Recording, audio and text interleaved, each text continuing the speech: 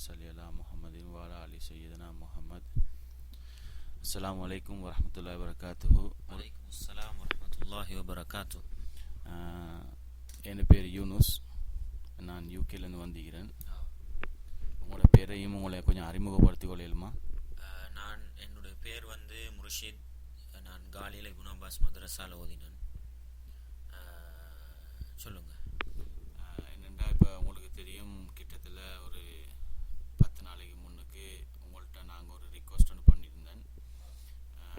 உங்களுக்கு தெரியும், இந்த யூகேக்கு அப்துல் ரஹ்மான் ஹாஃபிஸ் மௌலவி அவங்க நோன்பு காலத்தில் கடைசி ஒரு நாளில் கேள்வி பதில் நிகழ்ச்சி ஒன்று அரேஞ்ச் பண்ணியிருந்தாங்க. அந்த நிகழ்ச்சியில் இவர் என்ன செஞ்சாருன்னு சொன்னால், ஒரு மக்களுக்கு தெளிவு கொடுக்கணும்னு சொல்லி ஒரு பிதுஅத் என்றால் என்ன என்ற தலைப்பின் கீழே ஒரு பயான் நிகழ்ச்சி ஒன்று நடத்தினாங்க. அந்த நிகழ்ச்சியில் நடத்தும் போது ஊருக்கே இல்லாத ஒரு முறை, ஒரு வித்தியாசமான ஒரு முறையில் அவங்க செஞ்சாங்க. எப்படின்னு சொன்னால், அதாவது சகோதர சகோதரிகளையும் வர சொல்லி போட்டு, ஒரு உலமாக்களையும் வர சொல்லி போட்டு ஒரு டெக்ஸ்ட் மெசேஜ் ஒன்று அனுப்பியிருந்தாங்க. இந்த மெசேஜை பார்த்துட்டு எங்களுக்கு சும்மா இருந்து கொள்ள இல்லாத ஒரு நிலப்பாடு ஒன்று நாங்கள் என்ன செஞ்சோம்னு சொன்னால், இந்த நிகழ்ச்சிக்கு நாங்கள் போயிட்டு கலந்து கொள்ளணும்ன்ற ஒரு ஆவேசம் ஒன்று எனக்கு வந்தபோது இவர்கிட்ட பயான போயிட்டு கேட்டு, ஏண்டா நார்மலாக எல்லா இடத்துலையும் நடக்கிற பிரச்சனை என்னண்டா, அவங்க கேள்வி பதில் நிகழ்ச்சின்னு சொல்லி போட்டு ஒரு பயான் ப்ரோக்ராம் ஒன்று வைப்பாங்க. வச்சு போட்டு கடைசியில் ஒரு கேள்வி பதில் வைப்பாங்க. கேட்கும் போது கேள்வி கேட்கக்கூடாதுன்னு சொல்லி அன்னைக்கு மக்களையும் பயங்காட்டுவாங்க. பயங்காட்டி போட்டுட்டு ஒரு 4 கேள்வி 5 கேள்வியோடு அந்த விஷயம் முடிஞ்சிடும்.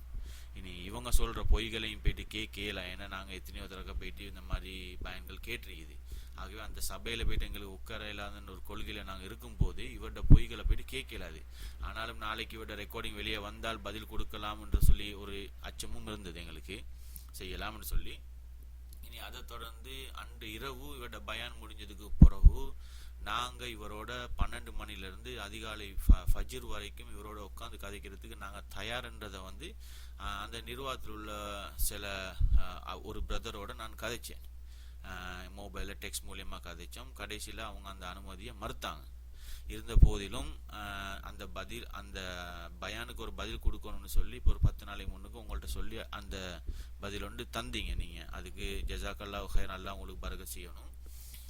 இனி அதில் சில பிரதர்ஸ் மக்களுக்கு தெளிவு போதாத பற்று, அதனால உங்கள்கிட்ட சில கேள்விகளை கேட்டு அதுக்கு ஒரு சின்ன விளக்கம் ஒன்று கொடுக்கணும்ன்ற ஒரு விஷயத்துக்காக இன்றைக்கு உங்கள்கிட்ட கேள்வி கேட்குறேன். அதில் நீங்கள் உலகத்துக்கு அறிமுகம் இல்லாத ஒரு ஆள், மற்றது உங்களுக்கு மார்க்கத்தில் எந்த ஒரு பட்டமும் இல்லை, உங்களுக்கு மார்க்கத்தை சொல்லுது எந்த அதிகாரம் இல்லைன்னு சொல்லி சொல்கிறாங்க. அதுக்கு உங்களுக்கும் இந்த அப்துல் ரஹ்மான் ஹாஃபிஸ் மௌலவிக்கும் என்னென்ன வித்தியாசம் இருக்குன்றதை கொஞ்சம் எக்ஸ்பிளைன் பண்ணி சொல்லுங்கள் மக்களுக்கு. அல்ஹம்துலில்லாஹ் வஸ்ஸலாத்து வஸ்ஸலாமு அலா ரசூலில்லாஹ் வ அலா ஆலிஹி ஹிஸ்பில்லாஹ் மா பஅத். முதலாவது என்னென்று சொன்னால், அப்துல் ரஹ்மான் மௌலவி அவர்கள் பித்அத் சம்பந்தமாக பேசின அந்த ஆடியோ, அந்த சிடிக்கு நான் ஒரு சில விளக்கங்களை கொடுத்தேன். குர்ஆன் ஹதீஸில் இருந்து தான் கொடுத்தேன். அந்த சிடிகளை அந்த யூக்கில் இருக்கக்கூடிய ஒரு சில சகோதரர்கள் பார்த்து போட்டு, இவர் பதில் கொடுக்கறதுக்கு இவருக்கு என்ன தகம் இருக்குதுன்ற மாதிரி ஒரு சில கேள்விகளை கேட்டு ஒரு சில கொமெண்ட்ஸுகளை கூட என்ன செஞ்சுருக்கிறாங்க, அடிச்சிருக்கிறாங்க. உண்மையிலே மார்க்கத்தை பேசுறதுக்கு ஏதாவது ஒரு தகமை இருக்கணுமான்னு கேட்டால் தகமை ஒன்று இருக்குது. என்ன தகமைன்னு சொன்னால், குர்ஆனையும் ஹதீஸையும் ஆதாரத்தோட எடுத்து சொல்றதுதான் அதுக்குள்ள தகமை. ஒரு மதரசால படிச்சோ அல்லது ஒரு ஜாமியால படிச்சோ அல்லது பெரிய ஒரு பட்டத்தை பெற்றவர் தான் மார்க்கத்தை பேசணும்னு யாருமே சொல்லல. ஹதீஸ்கலை அறிஞர்கள் கூட அப்படியெல்லாம் சொல்லல. ஹதீஸுகள் எடுத்தவங்களை பத்தி சொல்ற நேரத்துல கூட அவங்க நம்பிக்கையாளரா, அவர் உண்மையாளரா, அவர மனன சக்தி எப்படி இருந்தது, அதுகளைத்தான் பேசுவாங்களே தவிர அவர் எந்த மதரசால படிச்சாரு, அவரோட பட்டம் என்ன, அதுகளை சொல்றது மிச்சம் என்ன. நிறைய அறிவிப்பாளர்கள் ஹதீஸ்கள் அறிவிச்சிருக்கிறாங்க. அவங்க எந்த ஜாமியால படிச்சாங்க, அதை பத்தின தகவல்கள் எல்லாம் என்ன செய்யல, பதிவு செய்யப்படல. அது முதலாவது விஷயம். ரெண்டாவது, சஹாபாக்களை நாங்க எடுத்துக்கொண்டாலும் அவங்க என்ன பெரிய ஜாமியாக்கள்ன்ற அளவுக்கு படிச்சு என்ன செஞ்சவங்க அல்ல, பட்டம் பெற்றவர்கள் அல்ல. அதுலயும் விசேஷமாக நிறைய நபித்தோழர்கள் ஹதீஸுகள் தெரியாம தான் என்ன செஞ்சிருக்கிறாங்க, இருந்திருக்கிறாங்க. நம்ம எங்களை அவங்களோட கொண்டு போய் ஒப்பிடுறது அல்ல. மார்க்கத்தை பேசுறதுக்கு என்ன அளவுகோல், மார்க்கத்தை பேசுறதுக்கு என்ன அளவுகோல்னு நாங்க குர்ஆன் ஹதீஸ்ல அப்படியே தேடி பார்த்து சஹாபாக்களோட வரலாறையும் பார்த்தால் அவர்கள் பார்த்தது என்னன்னு சொன்னா அவர் குர்ஆன் ஹதீஸுடைய ஆதாரத்தை சொல்றாரா? குர்ஆன் வசனத்தை சொன்னா சஹாபாக்கள் அப்படியே என்ன செஞ்சாங்க? அடங்கினாங்க. நபிகளாருடைய பொன்மொழிகளை சொன்னா அப்படியே அடங்கினாங்க. அவர் தராதரத்தை எல்லாம் என்ன செய்யல, பார்த்து கொண்டு இருக்கல. எந்த அளவு கொண்டு சொன்னால் உமர் ரலியல்லாஹு அன்ஹு அவங்கண்டு உமர் ரலியல்லாஹு அன்ஹு சொல்ற நேரத்துல சாதாரணம் அல்ல அவங்க. ரசூலுல்லாஹ் சொன்னாங்க அவர நாவுல இருந்து அல்லாஹ் சத்தியத்தை என்ன செய்யறான், தெளிவுபடுத்துறான். பல கட்டங்கள் அவர பேச்சுக்கு நேர்பட அல்லாஹ் என்ன செஞ்சான். அந்த உமர் ரலியல்லாஹு அன்ஹு அடுத்தது சுவர்க்கத்தை கொண்டு நன்மாராயம் சொல்லப்பட்டவர். நபிகளாருடைய உம்மத்துல அபூபக்கர் ரலியல்லாஹு அன்ஹுக்கு அடுத்த இடத்துல இருந்தவங்க. அடுத்தது முஸ்லிம்களிட 2வது ஹலீஃபா. இந்த அளவு பெரும் பெரும் பட்டங்கள் எல்லாம் பெற்றவங்க தன்னுடைய அமைச்சரவையில தன்னுடைய மஷூரா சபையில இருக்கும் பொழுது ஒரு சாதாரணமான மனிதர் வாரார். வந்து உமர் ரலியல்லாஹு அன்ஹு பார்த்து நீங்க நீதம் இல்லாதவர் அப்படி எல்லாம் சொல்ற நேரத்துல அந்த மஜ்லிஸ்ல இருக்கிறாங்க சின்ன நபித்தோழர், வாலிப நபித்தோழர், சின்ன நபித்தோழர் வாலிப அல்-ஹுர்ர் இப்னு கைஸ் ரலியல்லாஹு அன்ஹு. உமர் ரலியல்லாஹு அன்ஹுடைய வயசு என்ன, அவர்களுடைய தராதரம் என்ன, அவர்களுக்கு இஸ்லாம் கொடுத்த அந்தஸ்து என்ன, இப்படியெல்லாம் இருக்கிற ஒரு நபித்தோழர் அந்த அமீருல் முஃமினீன் முஃமின்களுடைய தலைவர் அந்த அவர் சொல்ற அந்த பேச்சை கேட்டு தடி எடுத்துக்கிட்டு தண்டி கிளம்புறாங்க. அந்த நேரத்துல பக்கத்துல இருந்த இந்த வாலிப நபித்தோழர் ஹுர்ர் இப்னு கைஸ் ரலியல்லாஹு அன்ஹு அவங்க உடனே அல்லாஹ்வின் உமர் ரலியல்லாஹு அன்ஹு அவர்களே, நீங்க அல்லாஹ் நபிகளார பார்த்து அல் குர்ஆன்ல சொல்ற குர்ஆன் வசனத்தை கொஞ்சம் ஞாபகப்படுத்துங்க. சூரத்துல் ஆராஃப்ல வரக்கூடிய ஹுதில் அஃவ வஅமுர் பில் உருஃபி வஅரில் அனில் ஜாஹிலீன், மன்னிக்கிற மனப்பான்மை எடுத்துக்கொண்டு நல்லதை எடுத்து சொல்லிக்கொண்டு மடையர்கள் செய்கிற காரியத்தை புறக்கணிச்சிருங்க. இது அல்லாஹ் நபிகளாருக்கு சொல்ற அறிவுரை. இந்த வசனத்தை நீங்க கொஞ்சம் யோசிச்சு பாருங்களேன். இவரும் அப்படிப்பட்ட ஒரு மடையறதான்னு சொல்றதோட உமர் ரலியல்லாஹு அப்படியே என்ன செஞ்சிடறாங்க, உட்கார்ந்துடுறாங்க. யாரு குர்ஆன் வசனத்தை எடுத்து சொன்னது அப்படி இப்படியெல்லாம் பார்க்கல. அவர் சஹாபி. ஆனா உமர் ரலியல்லாஹு அவங்களோட வச்சு பார்க்கிற நேரத்துல என்ன உண்மையிலே ஹுர்ர் இப்னு கைஸ் அவர்களை பத்தி பெரிய சிறப்புகள் வரல. ஆனாலும் அல்லாஹ்ட வேத வசனத்தை சொன்னாங்க. உடனே என்ன செஞ்சிட்டாங்க, கட்டுப்பட்டான். இப்படி நபி இது புகார்ல வரக்கூடிய இப்படி நிறைய செய்திகள் என்ன செய்யலாம், பார்க்கலாம். எனவே மார்க்கத்தை பேசுறதுக்கு அளவுகோல் என்னன்னு கேட்டால் பல்லிகு அன்னி வலவ் ஆயா, நபிகளார் கொடுத்த சர்டிபிகேட். இதை விட வேற யாரும் சர்டிபிகேட் கொடுக்க தேவையில்ல. பல்லிகு அன்னி வலவ் ஆயா, என்னை பற்றி உங்களுக்கு ஒரு செய்தி தெரிந்தாலும் அதை எடுத்து சொல்லி விடுங்கள். எனவே மார்க்கத்தை பேசுறதுக்கு நபிகளார் கொடுத்த சர்டிபிகேட் என்னதான், குவாலிஃபிகேஷன். நபிகளார பத்தி ஒரு செய்தி குர்ஆன் வசனம் ஒரு ஹதீஸ் தெரிஞ்சா அதை என்ன செய்யலாம், எடுத்து சொல்லலாம். எனவே இந்த நபிகளாருடைய அளவுகோலை வச்சால் யாருக்கும் என்ன செய்யலாம், மார்க்கத்தை பேசலாம். ஆனா நிபந்தனை குர்ஆன் ஹதீஸுடைய ஆதாரத்தோடு என்ன செய்யணும். அதே போல நபிகளாருடைய நாங்க வாழ்க்கைக்கு போய் அப்படி பார்த்தால் அபூ ஹுரைரா ரலியல்லாஹு அன்ஹு அவர்களுக்கு நபிகளார் என்ன செய்யறாங்க, ஜக்காத்துடைய பொருட்களை பாதுகாக்கிற பொறுப்பை கொடுக்குறாங்க. 3 நாள் ஒரு திருடம் வந்து என்ன செய்யறாங்க, களவெடுக்கிறாங்க, கையை மையமா பிடிச்சு கொள்றாங்க. 4வது நாள் என்னத்தை சொல்றாரு, அபூ ஹுரைரா இன்னைக்கு நான் நபிகளார்ட்ட கூட்டி கொண்டு போக வேண்டி சொல்றாரு. அவர் சொல்றாரு, இல்ல நான் உனக்கு ஒரு விஷயத்தை சொல்லித்தாரேன், நீ அதை நீ என்ன செஞ்சிரு வயல் ஓதி கொண்டா உனக்கு பாதுகாப்பு இருக்குதுன்னு ஆயத்துல் குர்சிய ஓதிக்கொள்ள சொல்லிட்டு போயிடுறான். அப்ப அபூ ஹுரைரா ரலியல்லாஹு அன்ஹு நபிகளார்ட்ட போய் இந்த விஷயத்தை முறைப்பாடு செய்யற நேரத்துல நபிகளார் சொல்றாங்க, உன்னிடத்துல வந்தவன் யார் தெரியுமா, ஷைத்தான். அவன் வந்து மிகப்பெரிய பொய்யன். அவன் சொன்ன ஒரு உண்மை என்று சொன்னா அது இதுதான். அப்ப ஆயத்துல் குர்சிய ஓதினா பாதுகாப்பு இருக்குதுன்ற உண்மையை ஷைத்தான் சொல்லி தந்திருக்கிறான். ஷைத்தான் சொல்லி தந்தது மார்க்கம் அல்ல, நபிகளார் அதை என்ன செய்யறாங்க, அங்கீகரிக்கிறாங்க. எனவே ஷைத்தான் சொல்லி தந்தது என்பதற்காக நபிகளார் உண்மை என்ன செய்யல, மறுக்கல்ல. அவன் சொன்னது உண்மைக்கு நேர்பட்டு இருக்குது. எனவே ரசூல் என்ன செஞ்சாங்க, அதை அங்கீகரிச்சாங்க. அதே போன்று பார்க்கலாம், ரசூலுல்லாஹி ஸல்லல்லாஹு அலைஹி வஸல்லம் ஒரு சில கட்டங்கள்ல சொல்லி இருக்கிறாங்க, இன்னல்லாஹ லா யுஅய்யிது ஹாதத்தீன் பிரஜுலின் காஃபிரின் அல்லது பிரஜுலின் ஃபாசிகின். அல்லாஹ் இந்த மார்க்கத்தை ஒரு காஃபிரை கொண்டோ அல்ல ஒரு ஃபாசிக்கை கொண்டோ அல்லாஹ் இந்த மார்க்கத்தை என்ன செய்யலாம், பலப்படுத்தலாம்ண்டாங்க. எனவே யார் இஸ்லாத்தை பலப்படுத்துறா, யார் இஸ்லாத்தை பேசுறான்ற பிரச்சனை அல்ல. பேசுறவர் குர்ஆன் ஹதீஸ பேசினா என்ன செய்யலாம், அவருக்கு இஸ்லாத்தை பேசுறன்னு இருக்குது, தகம் இருக்குது. எந்த அளவு கொண்டு சொன்னால் ஒரு ஒரு மாற்று மத தலைவர் வச்சுக்கொள்ளும், ஒரு புத்தர், ஒரு புத்த தலைவர் அப்படின்னு வச்சுக்கொள்ளுமே, அல்லது ஒரு ஃபாதரி அல்லது யாரோ ஒருத்தர் குர்ஆன் ஹதீஸ் அவர் பேசுறாருன்னு சொன்னா எங்கட கடமை அவர பேச்சை கேட்கிறதே அல்ல. குர்ஆன் ஹதீஸ பேசினா அவர் உண்மையை சொன்னார்னு அதை ஏற்கிற கடமை இருக்குது எங்களுக்கு. எனவே எங்களுக்குள்ள கடமை என்னன்னு சொன்னா பேசுறவரை பார்க்க முடியாது, சொல்லப்படுற செய்தியைத்தான் பார்க்க வேண்டியிருக்குது. அல்லாஹ் அல் குர்ஆன்ல என்ன சொல்றான், வபஷிர் இபாதி, தொடர்ல அல்லாஹ் சொல்றான், என்னுடைய அடியார்களுக்கு நீங்கள் நன்மாராயம் சொல்லுங்கள், மறுமை வெற்றி இருக்கிற நற்செய்தியை சொல்லுங்கள். அவர்களுக்குள்ள பண்பென்னா யஸ்ஸமிஊனல் கௌல ஃபயத்தபிஊன அஹ்ஸனஹு, சொல்லப்படுகிற செய்தியை கேட்பார்கள், அதில் மிகச்சிறந்ததை பின்பற்றி நடப்பார்கள். சொல்லப்பட்டதையெல்லாம் பின்பற்றி நடப்பார்கள் என்று சொல்லல. எனவே சொல்லப்படுறதை கேட்டு அதில் மிகச்சிறந்தது எது? அல்லாஹ்ட வார்த்தை மிகச்சிறந்தது, நபிகளார வாழ்க்கை வழிமுறை மிகச்சிறந்தது. அந்த இரண்டையும் பின்பற்றக்கூடியவராக இருப்பாரு. எனவே யாரு பேசுறதுன்றத பார்த்து தான் நாங்க எடுப்போம்ன்றது அது வழிகேடு, குர்ஆன் ஹதீஸுக்கு முரணானது. அவரோட பட்டம் பதவி அந்தஸ்துகளை பார்த்து தான் எடுப்போம், அது குர்ஆன் ஹதீஸுக்கு முரணானது. எனவே அதை நாங்க விளங்கி கொண்டு சொல்றவர் குர்ஆன் ஹதீஸ் சொன்னா யார் சொன்னாலும் என்ன செய்யலாம், கேட்கலாம்ன்றது முதலாவது விஷயம். ரெண்டாவது விஷயம், என்னுடைய தராதரம் என்ன, அப்துல் ரஹ்மான் மௌலவியோட தராதரம் என்ன, அவர் பித்அத்ண்டா என்னாண்டு பேசினாரு, அவருக்கு பதில் கொடுக்க நான் தகுதியாண்டு கேட்டா, அவரும் என்ன செஞ்சார், 7 வருஷம் ஒரு மதரசால ஓதி சர்டிபிகேட் வாங்கினார். அவரும் அல் குர்ஆனை சுமந்த ஒரு ஹாஃபிதா இருக்கிறார். அதே போன்ற பண்பு எனக்கும் என்ன அல்லாஹ் தந்திருக்கிறான். நானும் அல் குர்ஆனை சுமந்த ஒரு ஹாஃபிதாக இருக்கிறேன். நானும் 7 வருஷம் ஒரு அரபு மதரசால என்ன செஞ்சிருக்கிறேன், ஓதி பட்டம் வாங்கியிருக்கிறேன். எனவே அவருக்குள்ள அந்த தராதரம் எனக்கும் இருக்குது. சர்டிபிகேட் தேவைண்டா நமக்கு என்ன செய்யலாம், பெருமைக்கல்ல சர்டிபிகேட் ஓதினா சர்டிபிகேட் கிடைக்கும். எனவே அந்த அடிப்படையில சர்டிபிகேட் எனக்கு கிடைச்சிருக்கு, அந்த அடிப்படையில எனக்கு சர்டிபிகேட் கிடைச்சிருக்குது. எனவே தராதரத்தை பார்த்தா கூட அவரோட தராதரம் நம்ம இருக்கிறோம். அதே நேரத்தில் அவருக்கு இருக்கிற ஒரு சிறப்பம்சம் என்னன்னு சொன்னா, அவர் பாரி மதரசாட பிரின்சிபலா இருக்கிறார். நம்ம ஒரு மதரசாட பிரின்சிபல் இல்ல. மதரசாட பிரின்சிபல் மாதிரிதான் மார்க்கத்தை பேசணும்னா வேற யாருக்கும் என்ன செஞ்சிடும், பேச இல்லாம போயிரும். எனவே இன்றைக்கு உலகத்துல மார்க்கத்தை பேசுற யாரு மதரசா பிரின்சிபலா இருக்கிறா? இன்றைக்கு வந்து தப்லீக் ஜமாத்தை பொறுத்த வகையில 3 நாள் போயிட்டு வந்தவரும் பள்ளியில எழும்பி என்ன செய்யறாரு, மார்க்கத்தை பேசுறாரு. எல்லாரும் என்ன செய்யறாங்க, தலையை குனிச்சுக்கிட்டு சுப்ஹானல்லாஹ் சொல்லி பயான கேட்டுட்டு போறாங்க. நம்ம என்ன சொல்றோம்டா, அவர் 3 நாள் போயிட்டு வரது நமக்கு பிரச்சனை இல்ல, அவர் குர்ஆன் ஹதீஸை பேசினா கட்டாயம் கேட்டுதான் ஆகணும். எனவே மார்க்கத்தை பேசுறவருக்கு என்ன தராதரம் இருக்குதுன்னு கேட்டால் அதை கேள்வியே குர்ஆன் ஹதீஸுக்கு என்ன முரண்றது முதலாவது. ரெண்டாவது, நமக்கு என்ன இருக்குது, நம்ம இலங்கை ஜம்மியத்துல் உலமாவினால இலங்கை கவர்மெண்டோட சேர்ந்து உலமாக்களுக்கு கொடுக்கப்பட்ட அந்த ஐடென்டி கார்டு எனக்கு என்ன இருக்குது, என்னிடத்துல இருக்குது.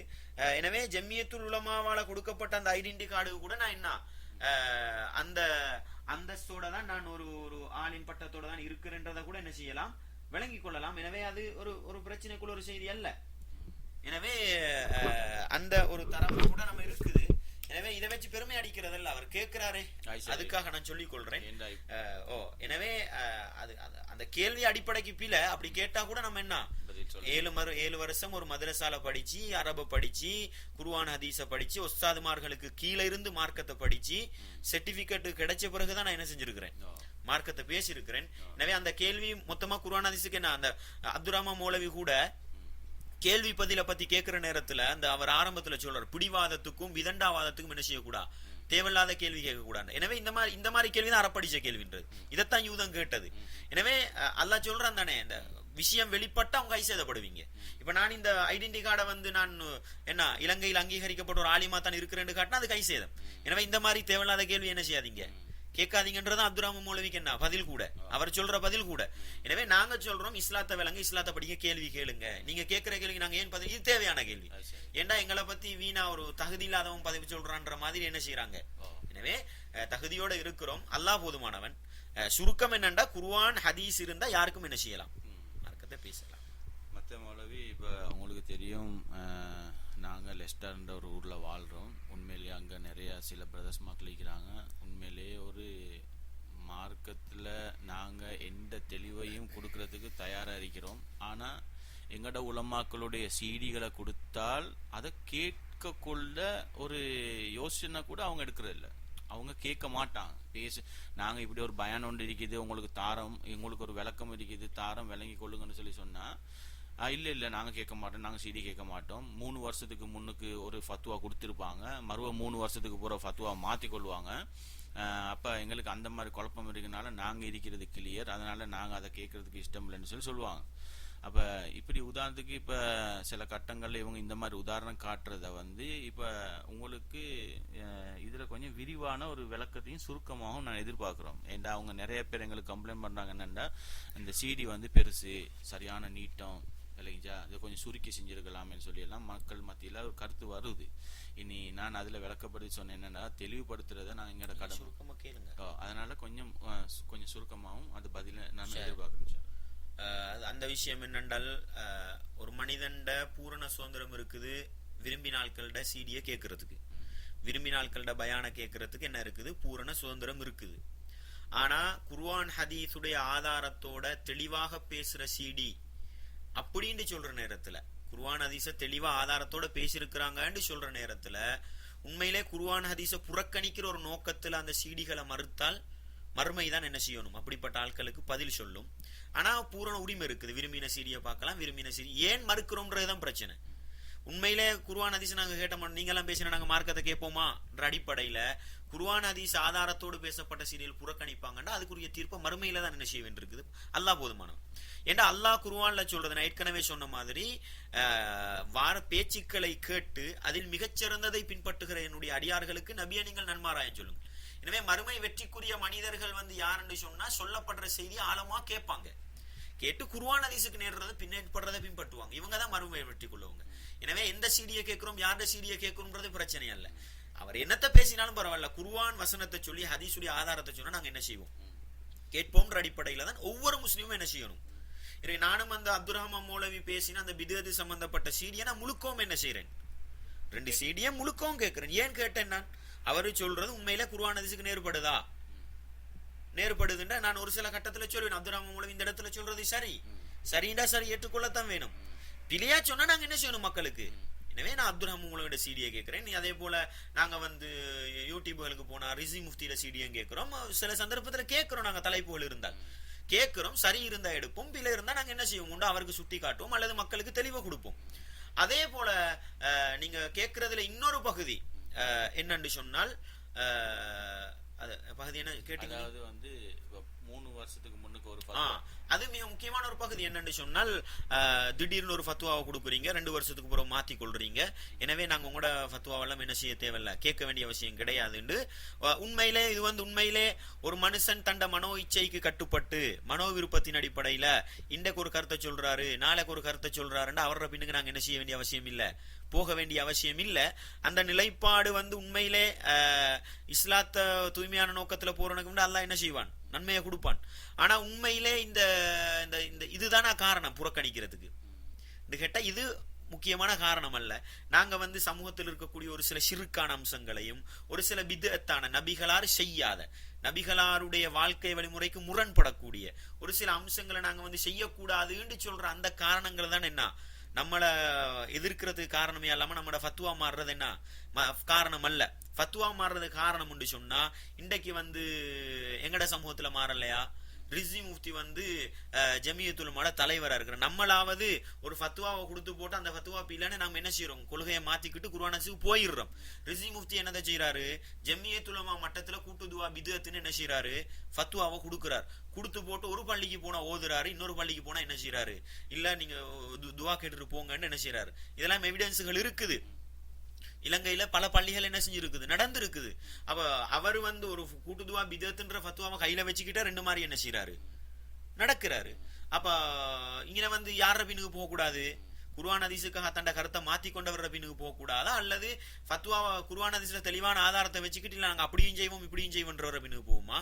அதே போல நீங்க பாருங்களேன், தப்லீகி ஜமாத்தை எடுத்துக்கொண்டா இலங்கையில விரலாற்றவனுக்கு அடிக்கிறாங்க. விரலாற்றவங்களுக்கு பள்ளியில் இடம் இல்ல, தொப்பி போடாம தொழுகிறவனுக்கு பள்ளியில் இடம் இல்ல இருக்குது. ஆனா இந்த கருத்துல சரியா உறுதியா இருக்கிறாங்களா?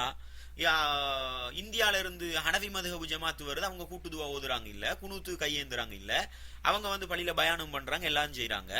அப்ப இலங்கையில ஒருத்தன் விரலாட்டினா தொப்பி போடாம தொழுது அவனுக்கு என்ன இல்ல, இடம் இல்ல. அவங்க கூட்டுதுவா குனூத்து ஓதாம ஹனஃபி மதுஹப்காரவங்க செஞ்சா என்ன செய்யறாங்க, பள்ளியில ஒரே பள்ளியில இடம் கொடுக்குறாங்க. அதே பள்ளியில என்ன நடக்குது, இன்னொரு சவுதி ஜமாத்து வந்தா விரலாட்டி தொழுகிறாங்க, அவங்கள பார்த்துக்கிட்டு அங்கீகரிச்சுட்டு போறாங்க.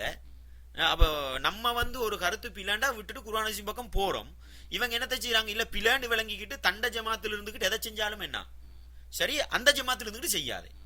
அப்ப இது சரியா, நம்ம கொள்கையை மாத்தி கொள்றது சரியா? ஒரு உறுதியான நிலைப்பாட்டுல இருக்க வேண்டியிருக்குது. அதே போல பாருங்களேன், நிறைய பார்க்கலாம். இந்த அப்துல் ரஹ்மான் மௌலவியில ஒரு சில செய்திகளை பார்த்தா கூட என்ன மாத்தி மாத்தி பேசுவாரு. ஒரு கட்டத்துக்கு போனா என்ன செய்வாரு, இல்ல அதுவும் சரின்னுவாரு. இன்னொரு கட்டத்துக்கு போனா இந்த சொல்றாரு, ரசூலுல்லாஹி ஸல்லல்லாஹு அலைஹி வஸல்லம் அவங்களோட காலத்துல தராவீஹ் நொண்டி இருக்கலன்றார். தராவீஹ பத்தி கேட்ட அந்த கேள்விக்கு பதில் சொல்லும் பொழுதே தராவீஹ் தொழுகையொண்டு ரசூலுல்லாஹ் காலத்துல இருக்கலன்றாரு. பின்னால வந்தவங்க தான் என்ன செஞ்சாங்க, தராவி தொழுகொண்டு ஒரு பேரை வச்சாங்கன்னு சொல்லி போட்டு விளக்கம் கொடுத்துட்டு கடைசிக்கு என்ன சொல்றாரு, ஒரே ஒரு 10-15 நிமிஷத்துக்கு அவரே பெல்ட்டி அடிச்சு என்ன செய்யற, இல்ல ரசூல்லா தராவி தொழுதாங்க, ரசூலாவுக்கு 2 தொழுகை இருந்தது, இரவு தொழுகை ஒன்று இருந்து தராவி தொழுகை ஒன்று இருந்ததுன்னு என்ன செய்யறாரு, ஆரம்பத்துல பின்னால வந்தவங்க தான் பேர் வச்சாங்கன்னு சொல்லி போட்டு பின்னாலே என்ன செய்யறாரு.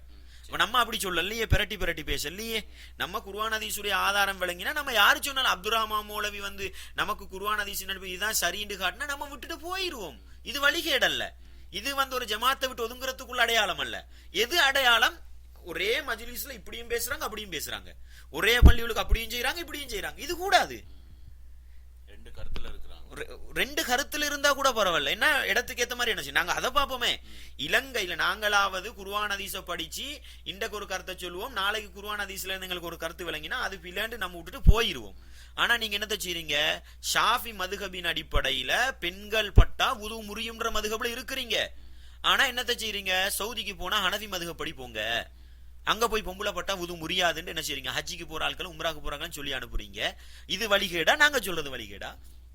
அப்ப இடத்துக்கு ஏத்த மாதிரி பெல்ட்டி அடிக்கிற நீங்க தான் என்ன வழிகேடு. எனவே எது வழிகேடுன்றதை விளங்கினா என்ன செஞ்சிடலாம், நம்ம வந்து சத்தியத்தில் இருந்துடலாம். எனவே ஒரு மனுஷன் குர்ஆன் ஹதீஸ விளங்கி இது பிழை இதுதான் சரின்னு ஒரு கருத்தை மாற்றிக்கொள்றது வழிகேடு கிடையாது. இது ஒவ்வொரு நாளும் மாறிக்கிட்டு இருக்கலாம், அது வழிகேடு கிடையாது. எது வழிகேடு, நம்ம ஒரு கருத்துல இருந்துகிட்டு சந்தர்ப்பத்துக்கு ஏத்த மாதிரி இடத்துக்கு ஏத்த மாதிரி என்ன செய்யறது, ஃபத்வாவை மாத்திக்கிட்டு மதுஹபை மாத்திக்கிட்டு போறதுதான் என்ன. நோம்புல ஒரு ஒரு கட்டத்துல வந்து அப்துல் ரஹ்மான் ஹாஃபிஸ், உங்களோட கேள்வியை நீங்க சுருக்கமா கேட்டா நமக்கு பதிலை சுருக்கமா சொல்லலாம். அது டைம். அதாவது என்னன்னா, நாங்க நோம்பு காலத்துல அப்துல் ரஹ்மான் ஹாஃபிஸ் மௌலவியிட சந்திக்கிறதுக்காக வேண்டிய ஒரு ஏற்பாடு நடந்தது. என்னன்னு சொல்லி சொன்னா, எங்களுக்கு ஒரு ஆள் எவிடன்ஸ் தாருன்னு சொன்னார். அதாவது நான் ஒரு பிரதருக்கு கொடுத்திருந்தேன் 11 ரக்காத்துடைய. நீங்க சொல்ற தகவலுக்கு நான் பொறுப்பல்ல. ஓகே, நீங்க கேக்குற இஸ்லாம் சம்பந்தப்பட்ட கேள்விக்கு தான் நான் பதில் சொல்லுவேன். நீங்க அங்க போனது, அவரை சந்திச்சது, என்னத்தை கொடுத்தீங்க என்னத்தை எடுத்தீங்கன்றது எனக்கு தெரியாது. அது நீங்க இது பண்ணுங்க. ஆனா நீங்க சொல்ற அந்த கேள்விக்கு நான் பதில் சொல்லுங்க. அப்ப நாங்க அவரை சந்திச்ச நேரம் நாங்க என்ன செஞ்சோம்னா, நாங்க புகாரி ஹதீஸ்ல உள்ள வால்யூம் நம்பர் 2 ஹதீஸ் நம்பர் 2013 பிரிண்ட் பண்ணியே கையில கொடுத்தோம். அப்ப எங்களுக்கு கேட்டோம், நீங்கள் 23, அதாவது ரசூலுல்லாஹ் ரமதான்ட காலத்திலயோ ரமலான் அல்லாத காலங்கள்லயோ 11 கூட்டல்ல ஹதீஸ நீங்க கொடுத்தீங்க. இலக்கம் முன்பின் வரலாம், பிரச்சனை இல்ல. இந்த ஹதீஸ கொடுத்தீங்க, சரி பண்ணி கொடுத்தோம். கொடுத்ததுல அவங்கள்ட்ட சொன்னோம், நீங்க என்ன செய்யுங்கடா, உங்களோட மௌலவிகிட்ட கேட்டு எங்களுக்கு 23 ரக்காத்துக்கு ஆதாரத்தை தாங்கோ, எழுத்து மூலியமா தாங்க. சரி. அப்ப அவர் சொன்னாரு, நீங்க வாங்கோ நேரடியாக, நான் உங்கள்ட்ட போயிட்டு அவர்கிட்ட கேட்டு தாரண்டி. அப்ப நான் சொன்னேன், நான் வாரேன், அவரோட வாரேன், டிபேட்டுக்கு நான் வரல, நீங்க எனக்கு இந்த ஹதீஸை எடுத்து தாங்கோ. அவ சொன்னா, ஓ வாங்கன்னு சொல்லி சொன்ன. சரிக்கு நாங்க போனோம். போயிட்டு கதைச்ச நேரம் அவர் தந்த ஆதாரத்தை நான் இந்த வீடியோல காட்டுறேன்.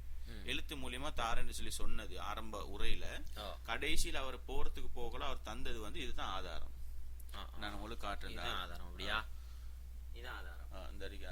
சரியா? இந்த ஆதாரம் இதுதான் தந்தீங்க. அதுல வந்து இருக்குது வந்து சுனனுல் பைஹக்கில வந்து 12102வது ஹதீஸும், இப்னு அபி ஷைபால வந்து 7692வது ஹதீஸ். அதுல 2 கேள்வி அடங்கி இருக்குது. ஒன்னாவது கேள்வி வந்து, அது என்ன, நீங்க எங்கள்கிட்ட ஆதாரத்தை வந்து எழுத்து மூலியமா கேக்குறீங்க. ரெண்டாவது, அவர் தந்தது இப்படி ஒரு ஆதாரம், ஒரு மௌலவி இப்படி ஒரு ஆதாரம் தரலாமா, குர்ஆன் ஹதீஸ் முறையில அதுக்கு ஒரு பதில் தாங்கோ இன்ஷா அல்லாஹ். ஜஸாக்கல்லாஹ்.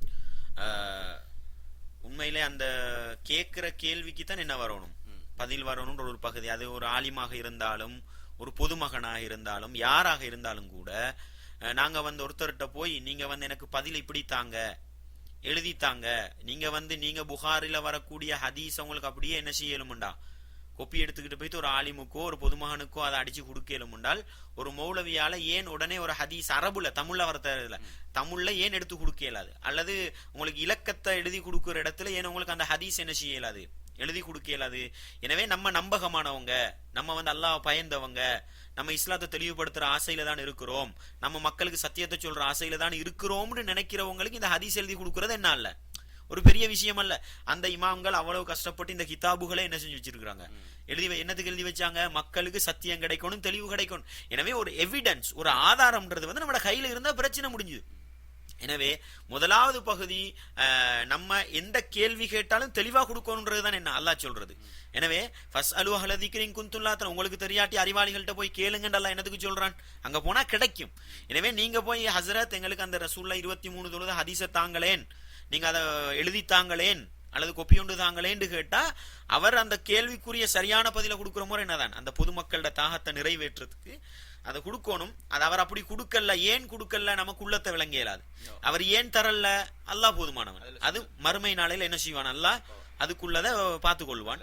ஒரு சின்ன கேள்வி என்று குயிக்கா கேட்டுக்கொள்றேன். அதுல நாங்க சொன்னோம் அல்லாஹ் குர்ஆன்ல சொல்றான் ஆதாரம் இல்லாம நீங்க பேசவானான்னு. அங்கனைக்கு வச்சு கேட்கிறார் சில விஷயங்கள், அங்கனைக்கு உடனே கேட்கிறார் இந்த எங்க இருக்கு அது எங்க இருக்கு. அப்ப நாங்க சொன்னோம் அதுக்கு நாங்க உங்களுக்கு விளக்கம் தருவோம். அப்ப அந்த குர்ஆன் ஆயத்தை கொஞ்சம் நினைவுபடுத்து. அந்த ஆதாரத்தை கேட்கறது அப்படிதானே? நீங்க சொல்றதுக்கு ஆதாரத்தை தாங்க என்று கேட்க பொழுது இதுக்கு எங்க ஆதாரம் இருக்குதுன்னு கேக்குறாங்க. அப்ப நீங்க குர்ஆன்ல இருந்து காட்டுறீங்க. குர்ஆன்ல இருந்து காட்டுறதுல மிக முக்கியமா யூதர்கள் அவர்களை பத்தி ஒரு சில விஷயத்தை சொல்றாங்க தானே. யூதர்கள் நாங்க தான் சுவர்க்கம் போவோம், நாங்கள் நசாராக்கள் தான் சுவர்க்கம் போவோம் அப்படி சொல்ற நேரத்துல குல்ஹாத்து புர்ஹானக்கும் இன்குந்தும் சாதிக்கின், நீங்க சொல்றதுல நீங்க தான் சுவர்க்கவாசிகள் சொல்றதுல நீங்க உண்மையாளர்களா இருந்தா ஆதாரத்தை கொண்டாங்க. என்ன ஆதாரத்தை கேட்கிறான் அல்லாஹ்? அவர்களுக்கு அல்லாஹ் 2 வேதத்தை கொடுத்தான், தௌராத் வேதம் இன்ஜீல் வேதத்தை கொடுத்தான். அப்ப அதுல இருந்து நீங்க ஒரு வசனத்தை காட்டிட்டா சரி, என்ன நாங்க தான் சுவர்க்கவாதின்னு எங்கட கடவுள் சொல்லிருக்கிறாருன்னா பிரச்சனையே முடிஞ்சுது. அப்ப அவங்க அந்த ஆதாரத்தை கொண்டு காட்டல, அப்படிதானே?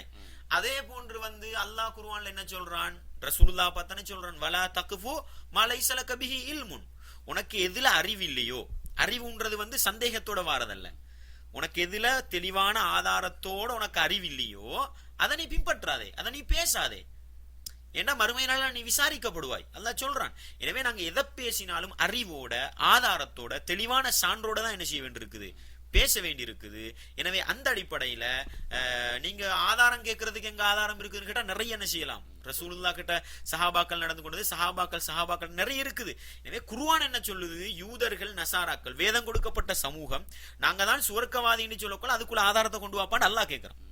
அப்படியே நீங்க ஆதாரத்தை கேளுங்க. அப்ப அவங்க வேதத்திலிருந்து கொண்டு காட்டின பிரச்சனை முடிஞ்சுது. எனவே நாங்க கேட்கிறோம், நீங்க 23 தொழுவதாக சொல்றீங்க, அந்த ஹதீஸ் எங்களுக்கு தாங்க, இலக்கத்தை தந்து எங்களுக்கு பார்க்கல, நாங்க என்ன ஆலிம்களா? இப்ப பொதுமகள் ஹதீஸை தாங்கன்னு கேட்கறாங்கன்னா நாங்க தமிழால டிரான்ஸ்லேஷன் பண்ணியாவது கொடுக்கணும். அதுதான் ஆர்வம் உள்ள மனுஷனுக்குள்ள அடையாளம். அதை விட்டு போட்டுட்டு எங்க இப்ப ஆதாரத்துக்கு கேட்கறதுக்கு ஆதாரம் இருக்குதுன்னு கேட்கறது என்ன மடத்தனம். அவர் என்ன நோக்கத்துல செஞ்சாரு, நம்ம நமக்கு தெளிவா விளங்குது, சத்தியத்தை தெளிவா சொல்ல ஆசைப்படுறவன் ஹதீஸ் அரபுலையும் கொடுத்து தர்ஜுமா பண்ணியும் கொடுத்து சனதையும் என்ன செய்வான் சில நேரம். அது பெரிய காரியம் உண்டல்ல. எனவே ஒரு ஆலிம் ஒரு அறிஞர்னு வரும் பொழுது மக்கள்ட தாகத்தை தீர்க்கணும், மக்கள்ட பசியை போக்கணும். எனவே அவர் தெளிவா கொடுத்துருக்கணும். கொடுக்கலன்னா அல்லாஹ் என்ன செஞ்சு கொள்வோம் மறுமை நாளையில பாத்துக்கொள்ள. அவரே சொல்றார், மன் சுஇல அன் இல்மின் ஃபகதமஹு உல்ஜிம பிலிஜாமி மினன்னார், ஒருவரிடத்துல ஒரு அறிவு சம்பந்தப்பட்ட விடயத்தை கேட்டு அவர் தெளிவாக சொல்லாம மறைச்சால், தெளிவாக சொல்லாம மறைச்சால் உல்ஜிம பிலிஜாமி மினன், நரக நெருப்பால் ஒரு கடிவாளம் விடப்படும். அவர் பயான்ல சொல்றார். அப்ப நீங்க ஹஸரத் 23 ரசூலா தொழுதுன்றதுக்குள்ள ஆதாரத்தை எழுதித்தாங்கன்னு ஒரு கேள்வியை வச்ச அவர்கிட்ட, அவர் எழுதித்தாரதுதான் அதுக்குள்ள தெளிவான பதில். அதை அவர் கொடுக்கலன்னா அல்லாஹ் என்ன செய்வோம் பாத்துக்கணும், அல்லாஹ் போதுமானவன். அடுத்த விஷயம் என்னன்னு சொன்னால், அவர் சொல்லக்கூடிய அந்த ஹதீஸ் வருதான்னு கேட்டால், அவர் முதலாவது சொல்லக்கூடிய ஹதீஸ் சுனனுல் பைஹக்கில 12102வது ஹதீஸாக வாரதாக சொல்ற அந்த ஹதீஸ் சுனனுல் பைஹக்கில அந்த இலக்கத்துல வரல, தபரானில என்ன செய்யுது, தபரானில அந்த இலக்கத்துல வருது. இப்னு அபி ஷைபால 7692ல அவர் சொல்ற அந்த ஹதீஸ், ரசூலுல்லாஹி ஸல்லல்லாஹு அலைஹி வஸல்லம் அவர்கள் 23 ரக்காத்து தொழுதார்கள் என்று சொல்ற ஹதீஸ் என்ன அந்த 2 இலக்கத்திலும் வருது. ஆனா சுனனுல் பைஹக்கி என்ற இடத்துல சுனனு தபரானின்னு போட்டா என்ன முடிஞ்சது, அது பிரச்சனை அல்ல, அந்த இலக்கத்துல வருது. அந்த இலக்கத்துல வரக்கூடிய ஹதீஸ் எப்படி வருது, இப்னு அப்பாஸ் ரதியல்லாஹு அன்ஹு அவர்கள் சொல்றதாக, அவரை தொட்டும் மிக்ஸம் என்ற நபி தோழர் சொல்றாரு, அவரை தொட்டும் அல் ஹக்கம் என்ற நபி அந்த மிக்ஸம் என்ற அறிவிப்பாளர் சொல்றாரு, அவரை தொட்டு ஹக்கம் என்ற தோழர் சொல்றாரு, அவரை தொட்டும் இப்ராஹிம் இப்னு உஸ்மான் அபு ஷைபா என்று சொல்லப்படுகிற இப்ராஹிம் இப்னு உஸ்மான் என்று சொல்லப்படுகிற அறிவிப்பாளர் அவரை தொட்டு ஹக்கம் என்றவரை தொட்டு நஷீரார் இந்த ஹதீஸை அறிவிக்கிறார். இந்த ஹதீஸை பொறுத்த வகையில இந்த ஹதீஸுக்கு தீர்ப்பு சொல்றதுக்கு முன்னால அப்துல் ரஹ்மான் மௌலவி அவங்க சொல்ற ஒரு காயிதாவை, ஒரு அடிப்படை விஷயத்தை நாங்க சொல்லுவோம். என்னடா அவர் பேசக்கூடிய நேரத்துல சொல்றாரு, ஹதீஸ் மிக பலவீனமாக இருந்தால், எப்படி ஒருத்தர் பொய் சொல்லுவாரு, அவர் ஹதீஸ் நிராகரிக்கப்படும், அல்லது அவர் மிச்சம் மறக்கக்கூடியவர், மாத்தி மாத்தி பேசக்கூடியவர், இந்த அளவுக்கு விமர்சிக்கப்பட்ட அவர் ஹதீஸ் எடுக்கக்கூடாது, அதைத்தான் நாங்களும் சொல்றோம். அவர் என்ன செய்யறாரு, பிதத் சம்பந்தப்பட்ட சீன்ல பேசக்குள்ள வலியுறுத்தி சொல்றாரு. அப்ப சாதாரணமா கொஞ்சம் மறக்கக்கூடியவர், கடுமையா மறக்கக்கூடியவர் அவரே சொல்றாரு, அவர் ஹதீஸ் கடுமைதான், ஆனா சாதாரணமா மறக்கக்கூடியவர், அப்படி மாதிரி இருந்தா என்ன செய்யலாம், அவர் ஹதீஸை தான் என்ன செய்யலாம், எடுக்கலாம்னு சொல்றார். அப்ப அப்படி சொல்லக்கூடியவர் இந்த ரசூலுல்லாஹி ஸல்லல்லாஹு அலைஹி வஸல்லம் அவர்கள் 23 ரக்காத் ரமலான்ல என்ன செஞ்சாங்க, தொழுதாங்கன்னு சொல்லி இப்னு அபீ ஷைபாலையும் தபரானில வரக்கூடிய அறிவிப்பாளர் வரிசையை பார்த்தால் ஒரு நீதமான அல்லாஹ்வை பயந்த நபிகளார நேசிக்கக்கூடிய ஒரு அறிஞர் இந்த ஹதீஸை எடுப்பாரான்னு கேட்டால் எடுக்க மாட்டார். ஏன்னு சொன்னால் இந்த அபூ ஷைபா இப்ராஹிம் இப்னு உஸ்மான் என்று சொல்லப்படுகிற அந்த அறிவிப்பாளரை பொறுத்த வகையில அவரை பத்தி நல்லது சொன்ன யாரையும் பார்க்க முடியல, அவரை பத்தி நல்லதா சொன்ன யாரையும் பார்க்க முடியல. எந்த அளவுக்கு அவரை பத்தி சொல்றாங்க, அவரை பத்தி சிலர் சொல்லும் பொழுது அஹ்மத் இப்னு ஹம்பல் அவர்களை தொட்டு சொல்லப்படுது, அவங்க சொல்றாங்க அவர் பலவீனமானவர். யஹ்யா இப்னு மஈன் சொல்றாரு இதெல்லாம் பொதுவா சொல்றது, பலவீனமானதுன்னு பொதுவா சொல்றது. அதே போல யஹ்யா இப்னு மஈன் இன்னொரு இடத்துல சொல்றார் லைஸ பிசிகத்தின், அவர் நம்பிக்கைக்குரியவர் அல்ல, அது போன்ற வார்த்தையை போடுறார். புகாரி இமாம் அவரை பத்தி பெருசா என்ன செய்யல சொல்லல. அதே போல அபூ தாவூத் இமாம் சொல்றாங்க லைஃபுல் ஹதீஸ், அவர் ஹதீஸ் கலையில பலவீனமானவர். அதே போல திருமிதி இமாம்ன்றவங்க ஹதீஸ் கலை மிக முக்கியமான ஒரு அறிஞர், அவர் இவரை பத்தி சொல்லும் பொழுது முன்கருல் ஹதீஸ், ஹதீஸ் துறையில நிராகரிக்கப்பட்டா இவர் அந்த நிராகரிக்கப்படக்கூடிய செய்திகளைத்தான் சொல்லுவார். இது லேசான பலவீனம் அல்ல. அதே போல நசாயி இமாம் அவங்க சொல்லும் பொழுது மத்ரூக்குல் ஹதீஸ், அல்லாஹு அக்பர், ஹதீஸ் துறையில இவர் விடப்படக்கூடியவர், இவரை பிடிச்சி ஒரு ஹதீஸை தூக்கி பிடிக்கலாது. அதே போல இப்ராஹிம் இப்னு யக்கூப்ன்றவர் சொல்றாரு சாக்கித்து அப்படி சொல்றார். அதே போல இன்னும் ஒரு சிலர் சொல்லும் பொழுது லைசபில் கவின்ற வார்த்தையை போடுறாங்க, ஒரு மிச்சமான பலமானவர் அல்ல என்ற அடிப்படையில போடுறாங்க. அதே போல சாலிஹ் இப்னு முஹம்மது அல் பக்தாதி அவர் சொல்லும் பொழுது லஈஃபுன், அவர் பலவீனமானவர், லா யுக்தபு ஹதீஸு, அவர் ஹதீஸ் எழுதக்கூடாதுன்ற, அவரை தொட்டு வந்தா ஹதீஸ் எழுதக்கூடாதுன்றார். அப்ப என்னத்துக்கு ஹதீஸ் எழுதக்கூடாது, அந்த ஏற்றுக்கொள்றதுக்கு ஹதீஸ் எழுதப்படா. இவர் இப்படி ஒரு ஹதீஸை பொய்க்கு சொல்லி இருக்கிறான்னு எழுதலாமே தவிர ரசூலுல்லாஹ் சொன்னாங்கன்னு எழுதப்படாது. அவர் சொல்லி போட்டு சொல்றாரு, அவர் இந்த ஹதீஸ் எப்படி ரவா அனில் ஹக்கம் அஹாதீஸ மனாக்கிர், யார் இந்த ரசூலுல்லாஹ் 23 தொழுததாக எந்த ஹக்கம்ன்றவரை தொட்டு அறிவிக்கிறாரோ அந்த ஹக்கமை தொட்டு பல நிராகரிக்கப்பட்ட ஹதீஸுகள் இவர் என்ன செய்யறார், அறிவிப்பு செய்யறார் என்று சொல்லி போட்டு மின்ஹா அதுல உள்ளதுதான் இந்த ஹதீஸ்னு கொண்டு வரார். எப்படி அனில் ஹக்கம் அனில் மிக்ஸம் அன் இப்னு அப்பாஸ் அன் நபி ஸல்லல்லாஹு அலைஹி வஸல்லம் கான யுஸல்லி ஃபீ ரமதான் 20 ரக்அ வல் வித்ர். அவரை தொட்டு நிராகரிக்கப்பட்ட செய்திகள் உண்டா எதை கொண்டு வரார், அல்லாஹு அக்பர்.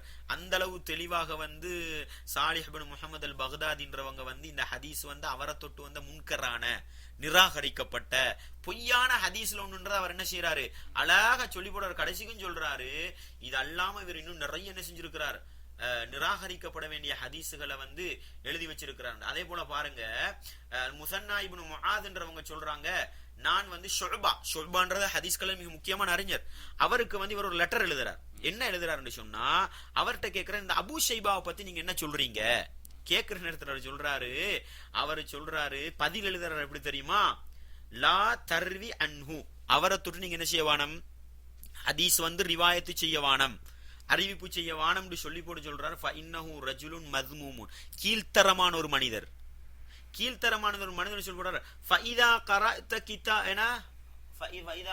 கிதாபி ஃபமஸ்ஸிகுஹு, என்ற கிதாப் வாசி அதை கிழிச்சு போடு. ஏன்னா அவர் அந்த அளவுக்கு அவர் என்ன செய்யற பேரை வெறுக்கிறாரா இருக்கும். என் கடிதத்தை வாசிச்சுட்டு கிழிச்சு போடுன்னே சொல்ற அளவுக்கு என்ன அவர் அந்த பேரை கூட அந்த அளவுக்கு அந்த சப்ஜெக்டை வெறுத்து இருக்கிறார்ன்றத நாங்க பார்க்க முடியுது. இந்த அளவுக்கு பலவீனமான லேசான பலவீனம் அல்ல இது, இது பலவீனத்துல மிக பயங்கரமான பலவீனம். இப்படிப்பட்ட ஒரு அறிவிப்பாளர் தான் சொல்றாரு ரசூலுல்லாஹ் 23 தொழுததாக சொல்றாரு. இதை வச்சுக்கிட்டு அப்துல் ரஹ்மான் மௌலவி என்ன செய்யறாரு, இல்ல ரசூலுல்லாஹ் தொழுதத்துக்கு ஆதாரபூர்வமான ஹதீஸ் இருக்குதுன்னு சொல்றாரு.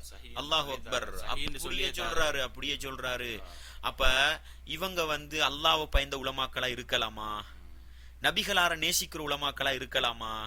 ஷாஃபி இமாம் சொன்னாங்க தானே, இவங்க எந்த ஷாஃபி இமாம சொல்லுவாங்களோ எங்கட இமாம் அந்த ஷாஃபி இமாம் அவங்க என்னத்த சொல்றாங்க? இதா சஹல் ஹதீஸ் ஃபஹுவ மதுஹபி. ஹதீஸ் ஆதாரபூர்வமானதை அதுதான் என்ற மதுஹபு, நான் போற போக்கு, நான் போற வழி, அப்படி சொல்றாங்க. தண்ட மாணவன் அஹ்மது இப்னு ஹம்பலை பார்த்து என்ன சொல்றாங்க? அஹ்மது இப்னு ஹம்பல் அவர்களே, உங்கள்கிட்ட ஒரு ஹதீஸ் சஹீஹாவிட்டா, அறிவிப்பாளர்கள் நல்லா இருந்தா அந்த ஹதீஸ் எனக்கு தாங்க. அந்த அளவுக்கு ஏன் சொன்னாங்க? அப்ப நீங்க குறைஞ்சபட்சம் நீங்க தான் நபிகளார நேசிக்கல, நீங்க ஷாஃபி இமாம நேசிக்கிற ஆளா இருந்தா கூட இந்த ஹதீஸை நீங்க தூக்கி வீசணும் தானே. அப்ப ஷாஃபி இமாம் என்ன சொல்றாரு? எங்கடால்கள் விடுற தவறு என்ன தெரியுமா? எங்கடால்கள் விடுற தவறு உமர் ரலியல்லாஹு அன்ஹு காலத்தில் 23 தொழுதார்கள், அதனால நாங்க தொழுகிறோம்னு சொல்றது தவறு இல்ல, ரசூலுல்லாஹ் தொழுதாங்க தராவிஹ்ன்றார். அல்லாஹு அக்பர். இவ்வளவு ரசூல் என்ன சொல்றாங்க? மன் கதிப அலைய முத்தஹம்மிதன் ஃபல்யதபவ மக்அதஹு. இந்த ஹதீஸை பெருசா சொல்லி தான் அவர் பயான் ஆரம்பிக்கிறார். என் மீது யார் ஒரு ஹதீஸை பொய்யா சொல்வாரோ அவர் நரகத்துல இடத்தை புக் பண்ணி கொள்ளட்டும். அதே போல ரசூல் என்ன சொன்னாங்க? இவர் ஹதீஸ் கட்டல்ல. இன்னொரு ஹதீஸ்ல சொன்ன மன் ஹத்தஸ அன்னி பிஹதீஸின் யுரா அன்னஹு கிஸ்புன் அவ் கமா கால அலைஹிஸ்ஸலாத்து வஸ்ஸலாம். என்ன ரசூல சொல்றாங்க? என் மீது பொய்யாக சொல்லப்பட்ட ஒரு ஹதீஸை என்னை தொட்டு யாராவது அறிவிப்பு செய்தால் 2 பொய்யன்ல ஒரு பொய் என்று சொன்னாங்களே. அப்ப இந்த இட்டுக்கட்டப்பட்ட ஹதீஸ ரசூலுல்லாஹ் சொன்னதாக சொன்னா இந்த அப்துர் ரஹ்மான் மௌலவி என்ன ஹதீஸ்களை இவர் ஹதீஸ் எடுக்கல போயிரும், இவரும் ஒரு பொய்யராக கணிக்கப்படுவார்.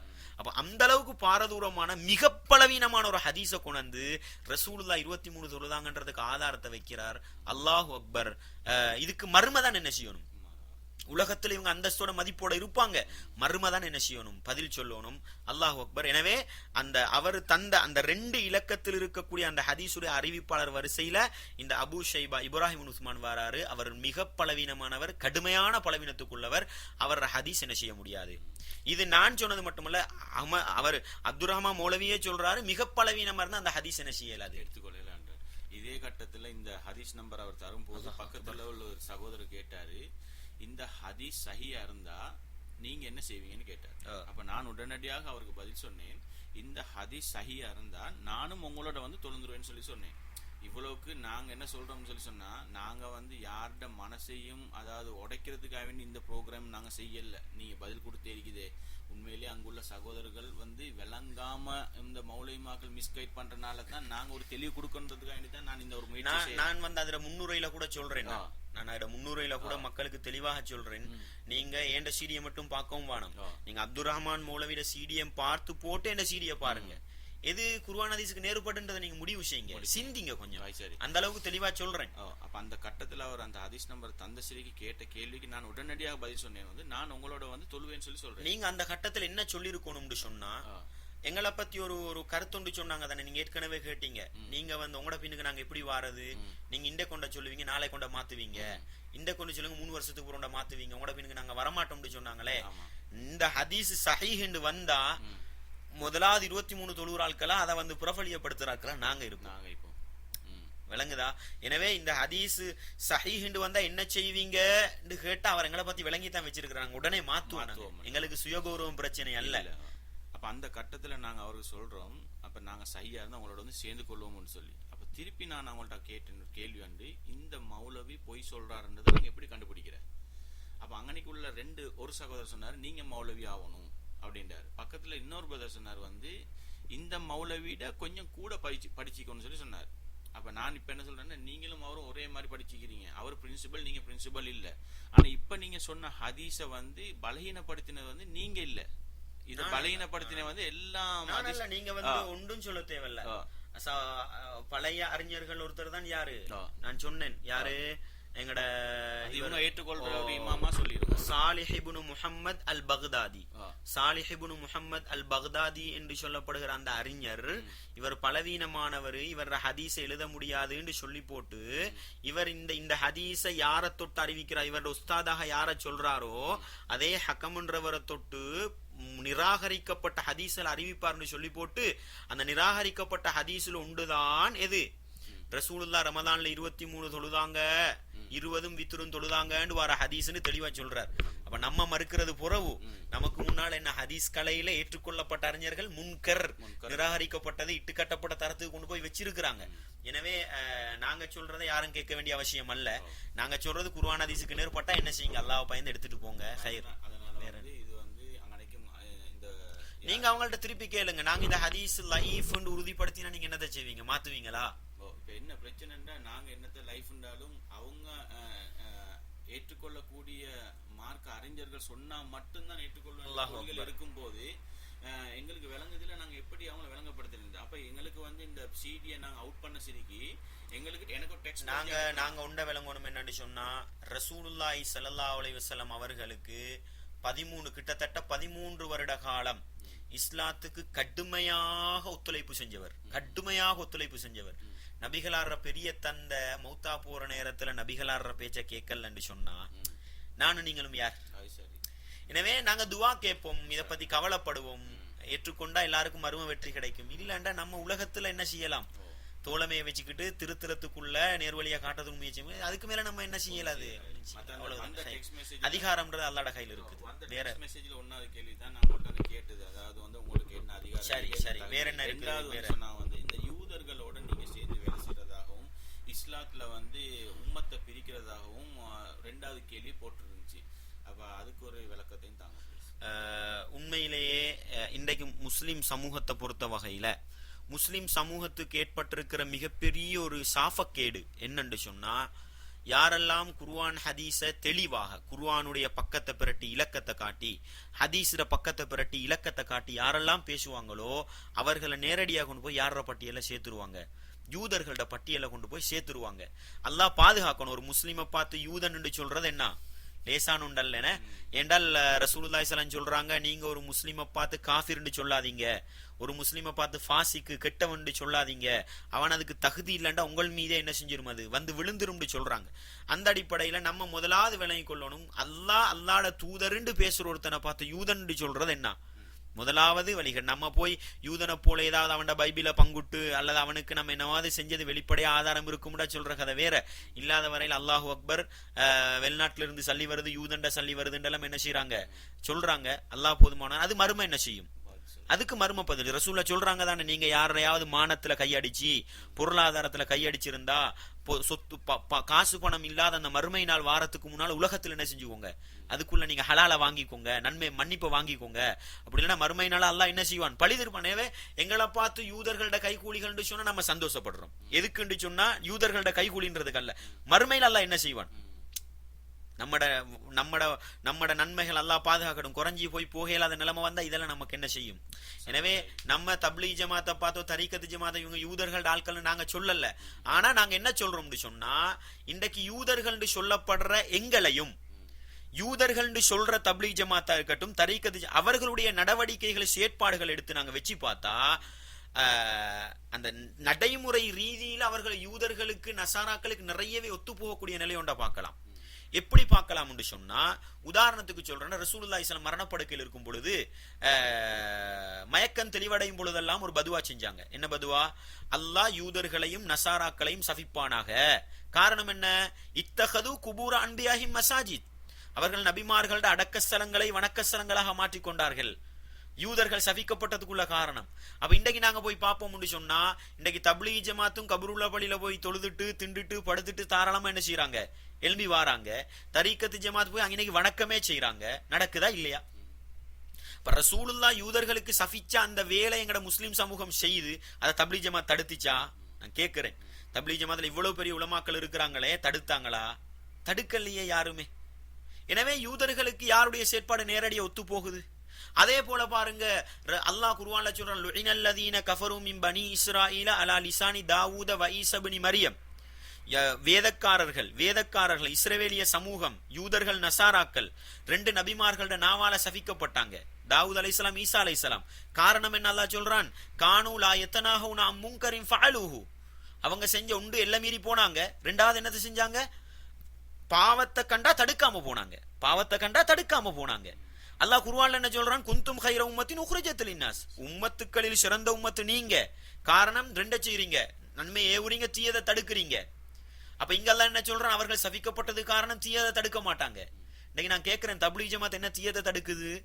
தரீக்கத் ஜமாத் என்ன தீயத்தை தடுக்குது? நல்லதை சொல்லுவோம், இருக்கிறத சொல்லுவோம். வேணா லைட்டு புடிங்க, வெளிச்சம் வந்தா என்ன செய்யும், இருட்டு போகும்ன்றாங்க. அடையப்பா, ரசூல்லா என்னதை சொன்னாங்க?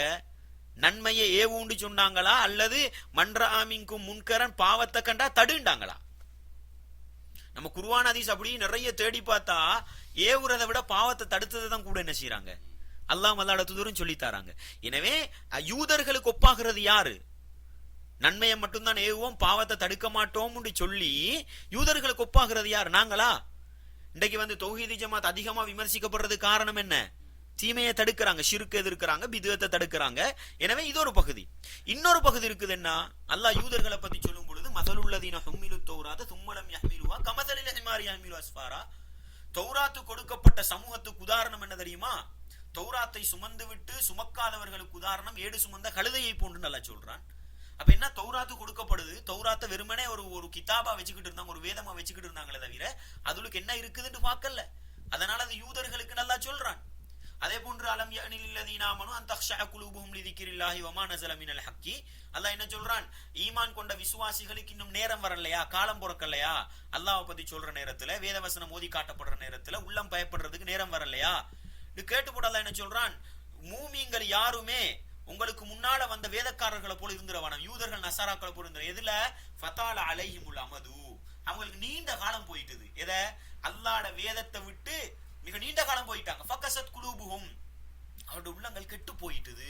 அவங்கள நிறைய பேர் பாவிகளா போயிட்டாங்க. இதன் காரணமா வேதத்துல என்ன இருக்குதுன்னு படிக்கல, வேதத்தை கையில வச்சுக்கிட்டு இருந்தாங்க, வேதம் என்ன சொல்லுதுன்னு படிக்கல, அதனால வழிகட்டு போனோம்னு சொல்றாங்க. இன்னைக்கு தப்லீக் ஜமாத்தா இருக்கட்டும், தரீக்கத் ஜமாத்தா இருக்கட்டும், என்னத்தை சொல்றாங்க? குர்ஆனை படிக்காதீங்க, வழிகட்டு போவீங்க. அல்லாஹு அக்பர். குர்ஆனை படிக்காதீங்கன்னு சொன்னா, குர்ஆன் ஒரு மனிதனால விளங்க முடியாதுன்னு சொன்னா, இவர்களை விட யூதர்களுக்கு ஒப்பார். நாங்க சொல்லல, தப்லீக் ஜமாத் தரீக்கத் ஜமாத் யூதர்கள் சொல்லல நாங்க. ஆனா அவங்களோட செயற்பாடு யூதர்களுக்கு ஒப்பாகிற நிலைமையில கொண்டு போய் என்ன செய்யுது? இப்படி இந்த இடத்துல நின்று நீங்க அடுத்த கேள்வி எல்லாம் ஒரு பக்கம் வச்சு போட்டு இதை பத்தியே பேசுங்கன்னா என்ன செய்யலாம்? இன்னும் ஒரு 10 hour பேசலாம். யூதர்களுக்கு யார் ஒப்பாகிறோம் நிறைய பேசலாம். எனவே நாங்க யூதர்களுக்கு ஒப்பாகிறோம்ன்றதுக்கு என்ன எவிடன்ஸ் இருக்குது? என்ன ஒரு ஆதாரம் காட்டலாமா? உங்களுக்கு தெரியும், குர்நாகலையில எத்துங்கஹ கொட்டுவ பிரதேசத்துல ஒரு தப்லீக் ஜமாத்தை சார்ந்த ஒரு மௌலவி யூதர்களுக்கு ஒப்பாவினவங்க எல்லாம் பேசுறாரு. போய் உடனே எங்கட தொகுதாக்கள் அவரை புடிச்சு கொண்டு வந்து கேள்வி கேட்கிறாங்க, வீடியோ பண்றாங்க, தலைய கீழே வச்சுக்கிட்டு அழுகிறார், ஒரு சீடி முழுக்க அழுகிறார். நீங்க எப்படி சொன்னீங்க? கடைசிக்கு சொல்றாரு, ஏழாத மட்டும் நீங்க சொன்னாதான் உடுவண்ட புறம் சொல்றாரு, எனக்கு தெரியாது, இவங்க அப்படி பேச சொன்னாங்க. அப்படி இருக்கு, சீடி இருக்குது, தேவைப்பட்ட நான் யூகே எடுத்து அனுப்புறேன், நீங்க பேஸ்புக்லயும் இந்த யூடியூப்லயும் போடுங்க. எனவே தௌஹீது ஜமாத் யூதர்களுக்கு ஒப்பாவிச்சு, எப்படி ஒப்பாவிச்சு, யூதர்களோட கைகூலியா எப்படி இருந்தாங்க, அதெல்லாம் விட்டு போடு. குர்ஆன் ஹதீஸ தெளிவா பேசுறோம்ன்ற ஒரே காரணத்துக்காக என்ன செய்யறாங்க? இதுக்கெல்லாம் நாங்க என்ன சொல்லுவோம்டா, மறுமை தான் இதுக்கு என்ன செய்யும். ஒரு இஸ்லாமிய ஹிலாஃபத் இருந்தா நடவடிக்கை எடுக்கும், இஸ்லாமிய ஹிலாஃபத் ஒன்று இல்லைன்னு வரும் பொழுது மறுமை தான் என்ன செய்யும். எனவே நம்ம மறுமையை நம்பி வாழ்றவங்க, மறுமை வெற்றியை நம்பி வாழ்றவங்க, இந்த பேச்சுகளை எல்லாம் வச்சு நம்ம என்ன செய்ய தேவையில்ல, கவலைப்படவோ கண்ணீர் வடிக்கலாம். மஸ்மி சமூகத்தை பார்த்து நம்மளை கொச்சப்படுத்துறானேன்னு கண்ணீர் வடிக்கிறது, இஸ்லாத்தை கொச்சப்படுத்துறான்னு என்ன செய்யலாம். எனவே நம்ம தெளிவா சொல்லிக் கொள்றோம் என்னன்னா, நாங்க எங்களை யூதர்கள் சொல்றாங்க, நாங்க தப்லீக் ஜமாத்தையோ தரீக்கத்தையோ யூதர்களோட கைக்கூலிகள் சொல்ல மாட்டோம். ஆனா மனிதன் அடிப்படையில சத்தியம் எதுன்னு தெரியாததன் காரணமாக நிறைய வேலையை செய்யறாங்க. அதெல்லாம் எடுத்து பார்த்தா யாருக்கு ஒப்பாகுது? யூதர்கள் நசாராக்களுக்கு ஒப்பாகிற வேலையை எல்லாம் குர்ஆன் ஹதீஸை வச்சு நிறுவலாம். உம்மத்தை பிரிக்கிறீங்க, அந்த கேள்வி உம்மத்தை நாங்க பிரிக்கிறோம், இது தௌஹீதி ஜமாத்தை நோக்கி வைக்கப்படுற மிகப்பெரிய குற்றச்சாட்டு. அப்படிதானே? உம்மத்தை நாங்க பிரிக்கிறோம் ஒரு குற்றச்சாட்டை சொல்றாங்க. யார் உம்மத்தை பிரிச்சது? உங்களுக்கு தெரியும், இலங்கையில ஆக பழமை வாய்ந்த ஜமாஅத்தாக தரீக்கத் இருக்குது. அஹ்லு சுன்னா வல் ஜமாஅத் பேரை வச்சுக்கிட்டு தரீக்கத் இருக்குது. அப்ப இலங்கை வாழ் மக்களும் சரி, ஏனைய இந்தியாவையா இருக்கட்டும், பாகிஸ்தானாக இருக்கட்டும், எல்லா இடத்திலும் பரவி உஸ்மானிய ஹிலாஃபத்துல தொடக்கத்திலிருந்து ஷியாக்களுடைய காலனித்துவத்தின் கீழே பரவின கொள்கை தானே இது தரீக்கத்து கொள்கைன்றது. அப்ப இந்த கொள்கை தானே பரவி இருந்துச்சு. நீங்க எங்க இருந்தீங்க? நீங்க ஒரு பாயா இருந்துகிட்டு தரீக்கத்துல தான் இருந்தீங்க. அப்ப நாங்களும் கத்தம் ஃபாத்திஹா கந்தூரி கொடுக்கலையா? நாங்களும் எங்க தான் இருந்தோம். அப்ப யார் முதலாவது சமூகத்தை உடைச்சது? தப்லீக் ஜமாத் வருது. தப்லீக் ஜமாத் எந்த கோஷத்தை பேசின? நான் தனிப்பட்ட ரீதியில நான் தப்லீக் ஜமாத்துல இருக்கும் பொழுது கத்தம் ஃபாத்திஹாவை எதிர்த்தவன், கந்திரியை எதிர்த்தவன், அதுக்கு பேர் வேற எவிடன்ஸ் ஒன்றும் தேவையில்ல. ஏண்ட உம்மா, என்னுடைய தாய் அதுக்கு எவிடன்ஸ் என்ன? என்னுடைய ஒரு உம்மாட சகோதரர் ஒரு தரீக்காவாதி கெலியோயில் இருக்கிறார். நான் தப்லீக் மதரசால ஓதுற நேரத்துல சொல்லுவார், தாத்தா நீ உன்ன மகனை போட்டிருக்கிறாய், உன்னைய சேர்த்து நரகத்துக்கு கொண்டு போவான். வஹாபின்னு எனக்கு சொல்லிட்டு போவார் தப்லீக்ல நான் இருக்கும் பொழுது. அப்ப யார் சமூகத்தை உடைச்சது? முதலாவது தப்லீக் ஜமாத் அடி வாங்கலையா இலங்கையில? தப்லீக் ஜமாத் பள்ளியில போய் படுக்கிறதுல வெடில் போட்டு விரட்டலையா? இந்த அப்துல் ரஹ்மான் மௌலவி ஒரு காலத்துல தப்லீக் அட்டாக் பண்ணலையா? அவர் எப்ப தப்லீக்ல வந்து சேர்ந்தார்? அவர் தரீக்கத்து ஜமாத்தை சேர்ந்தவர். அப்ப யாரு ஃபெஸ்டுக்கு சமூகத்தை உடைச்சது? யாரு சமூகத்தை உடைச்சது? முதலாவது உடைச்சது தப்லீக் ஜமாத். அதுக்கு பிறகு ஜமாத் இஸ்லாமி பேசுறாங்க, நாங்க சமூகத்தை ஒற்றுமைப்படுத்த முடியும். நான் கேட்கிறேன், உங்களுக்குன்னு ஒரு தனி ஜமாத்தை வச்சுக்கிட்டு, உங்களுக்குன்னு ஒரு நிர்வாக கட்டமைப்பை வச்சுக்கிட்டு, உங்களுக்குன்னு ஒரு ஷெடுவலை வச்சுக்கிட்டு நீங்க என்ன பேசுறீங்க? சமூக ஒற்றுமை பேசுறீங்க. நீங்க சமூக ஒற்றுமை பேச முந்தைய நீங்க சொல்லுங்க, நீங்க ஏன் ஜமாத் இஸ்லாமின்ற பேர்ல வந்தீங்க? இலங்கையிலையும் பாகிஸ்தான்லையும் இந்தியாலையும் எங்களுக்கு தெரிஞ்ச காலத்துல இருந்த ஜமாத் தரீக்கத்து, நீங்க அதுல இருங்க. நீங்க ஜமாத் இஸ்லாமின்ற பேரை விடுங்க. இலங்கையில் இருக்கிற ஹஜ்ஜுல் அக்பர் அமீரை விடுங்க. பாகிஸ்தான்ல இருக்கிற உங்களோட பெரிய தலைவரா என்ன ஹசனுல் பன்னாவா, யாரு அவரோட பேரு வருது இல்ல, அவரை தலைவரா வச்சுக்கிட்டு இருக்கிறீங்க, ஆன்மீக தலைவரா. அவரை தூக்கி வீசி போட்டு நீங்க என்ன செய்யுங்க? தரீக்கத்துல போய் நில்லுங்க, நின்றுகிட்டு ஒற்றுமை பேசுங்க. அதுல இருந்து நீங்க ஒத்துமை பேசுங்க. நீங்க வந்து தனி பேரை எடுத்துக்கிட்டு போனதே நீங்க பிரிச்ச சமூகத்தோட சேர்றதுக்கு அடையாளம். உங்களுக்கும் பின்னாலதான் யார் வாரா இலங்கைக்கு? தௌஹீதி ஜமாத் வருது. தௌஹீதி ஜமாத் சமூகத்தை உடைச்சுதா? நான் கேட்கிறேன், தௌஹீத் ஜமாத் சமூகத்தை உடைச்சுதா? நீங்க யூகேல போய் என்ன செஞ்சீங்க ஆரம்பத்துல? நான் கேட்கிறேன், தப்லீக்ல தான் இருந்தீங்க. நான் இலங்கையில் இனத்துல இருந்தேன், தப்லீக்ல தான் இருந்தேன். என்னைய யார் உடைச்செடுத்த?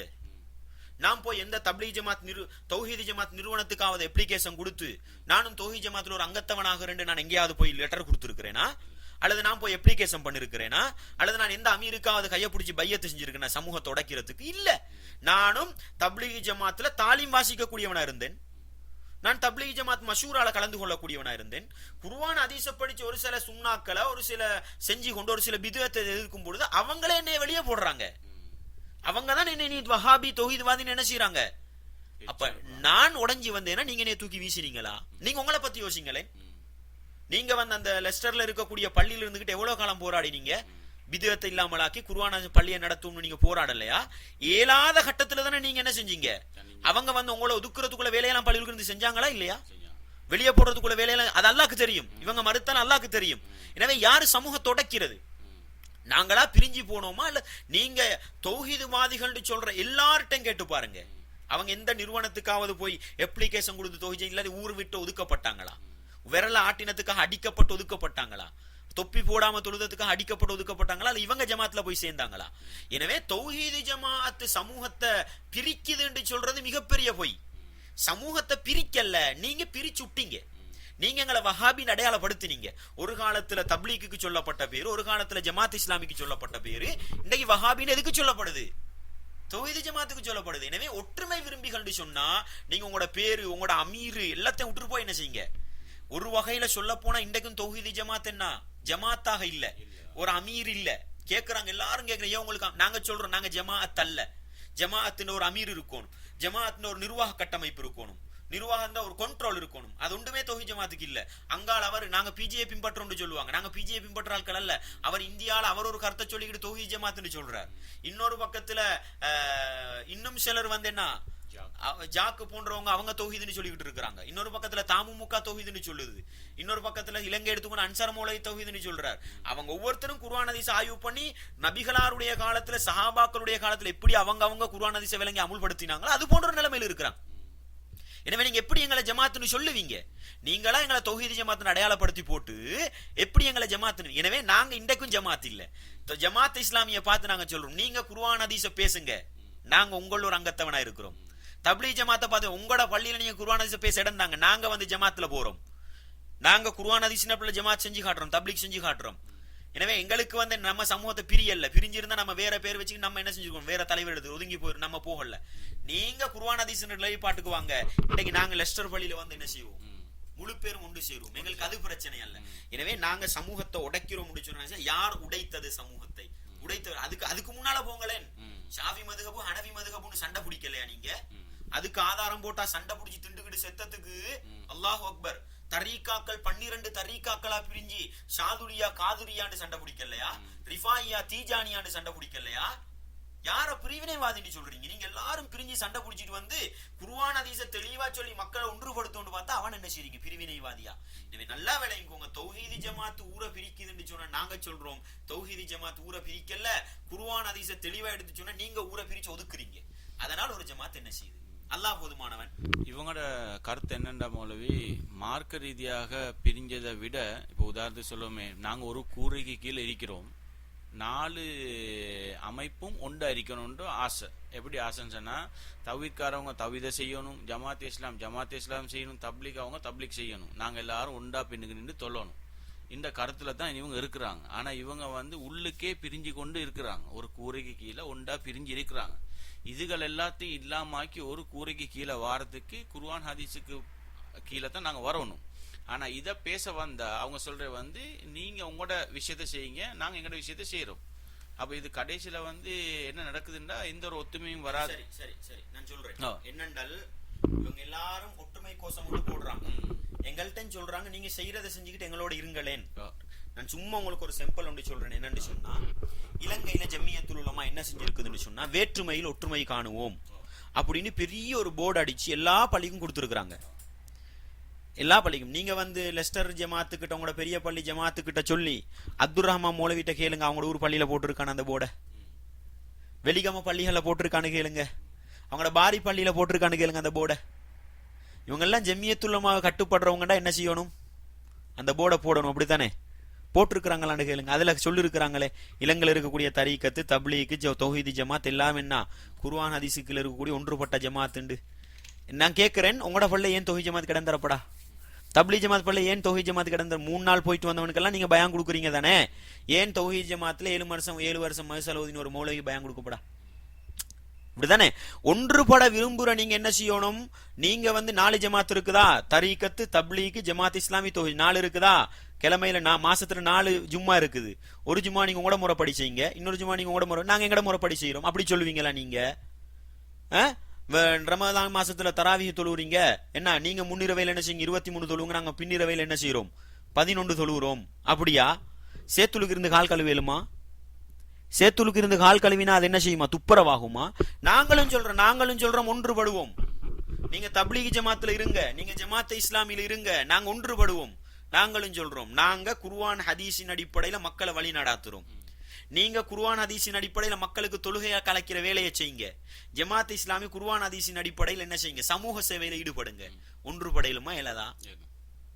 தரீக்கத்தை மொத்தமா ஒன்று சேர்க்கல, அவங்க ஷிர்க்குலை மொத்தமா என்ன ஷிர்க்குல இருக்கிறாங்க. தப்லீக் ஜமாத் போல ஷிர்க் இருக்குது, ஆனா அதை விட பித்அத்துல தான் கூட ஈடுபடுறாங்க. நாங்க சொல்றோம் நீங்க எல்லாத்தையும் விட்டுட்டு ஒன்றுபடுவோம் வாங்க. குர்ஆன் ஹதீஸ் அல்லாஹ்வோட கட்டளை ரசூலுல்லாஹ்வோட வாழ்க்கை வழிமுறையில நின்றுகிட்டு அதுல இருந்து நீங்க தொழுகை கலைங்க, தாவத்துடைய வேலையை செய்யுங்க. தப்லீக் ஜமாத் இஸ்லாமி அந்த நிலையில இருந்துகிட்டு என்ன செய்யுங்க? சமூக சேவை செய்யுங்க. நாங்க என்ன செய்யறோம்? குர்ஆன் ஹதீஸ் மார்க்கத்தை படிச்சு கொடுக்குறோம். ஏன் ஒன்றுபடையலாது? அதை விட்டு போட்டு நீங்க செய்யறதை செய்யுங்க, நாங்க செய்யற ஒரு பள்ளிகளுக்கு திண்டுகிட்டு சாகுவானுங்க. வெட்டு குத்து புழும் புலாதா? அதுதானே நடந்துகிட்டு இருக்குது. சேத்துக்குள்ள இருந்து கால கழுவினா கால அவியும். அப்ப நீங்க வேற்றுமையில் ஒற்றுமை காணும் சண்டை பிடிக்கிறதுக்குள்ள வழி என்ன? நாங்க சொல்றோம் நிம்மதியா இருக்கொடுங்க. நாங்க குர்ஆன் ஹதீஸின் அடிப்படையில் உங்களை பள்ளியை மாத்த முடியாதா? நாங்க என்ன செய்யறோம்? நாங்க ஒதுங்கி குர்ஆன் ஹதீஸ் இருக்கிறோம், பிரச்சனை இல்ல. நீங்க ஒன்றுபடுறீங்களா? நாங்க வாரம் முறையா வந்தோம். அதுக்கு நாங்க மிக முக்கியமா அப்ப நீங்க எப்படி பிரிஞ்சு போவீங்கன்னு கேட்டா ரசூலுல்லாஹ் என்ன சொல்றாங்க? ஹுதைஃபத் இப்னுல் யமானி அவங்க ரசூலுல்லாஹ்ட்ட கேக்குறாங்களே, இஸ்லாத்துக்கு பிறகு வழிகேடு வருமா? அந்த நலவுக்கு பின்னால கெடுதி வருமா? வரும்.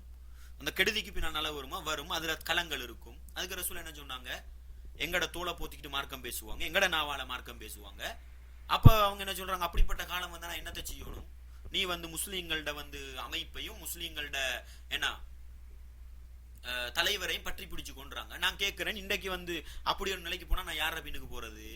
சமூக ஒற்றுமை விரும்புற ஜமாத் இஸ்லாமி அமீர் பின்னுக்கு போறதா, அல்லது தப்லீக் ஜமாத் அமீர் பின்னுக்கு போறதா, அல்லது என்ன செய்யறதா தரீக்கத்து பின்னுக்கு போறதா? அவர் ரசூலுல்லாஹ் சொல்றாங்களே, உங்களுக்கு தலைமைத்துவம் ஒன்று ஜமாத் இல்லாத ஒரு காலம் வரும்ன்றத ரசூலுல்லாஹ் சொல்றாங்களே. அவர் கேட்கிறாரு திருப்பி, அப்ப தலைமைத்துவமும் ஜமாத்தும் இல்லடா நான் என்ன செய்யறது? ஃபஅதஸிலில் ஃபரக குல்லஹா, எல்லா கூட்டத்தை விட்டு பிரிஞ்சு போய் நீ உண்ட ஈமான பாதுகாத்து கொண்டுறாங்க. அப்ப நான் சொல்றேன், நீங்க என்னை ஒதுக்கினீங்க, போறதுக்கு ஒரு ஜமாத்தில நான் ஒதுங்கினேன், என்ன போல 10 பேர் குர்ஆன் ஹதீஸ் ஒதுக்கப்பட்டாங்க, நாங்க இன்றைக்கு ஒரு கூட்டமைப்பா இருக்கிறோம். இந்த தௌஹீத் ஜமாத் குர்ஆன் ஹதீஸ பேசவானு சொல்லுமா? நமக்கு பேரு முக்கியம் அல்ல. தௌஹீத் ஜமாத்தை தூக்கி வீசி போட்டு நாங்க என்ன செய்வோம்? தனிமைப்படுவோம் ஈமான பாதுகாக்கிறதுக்கு.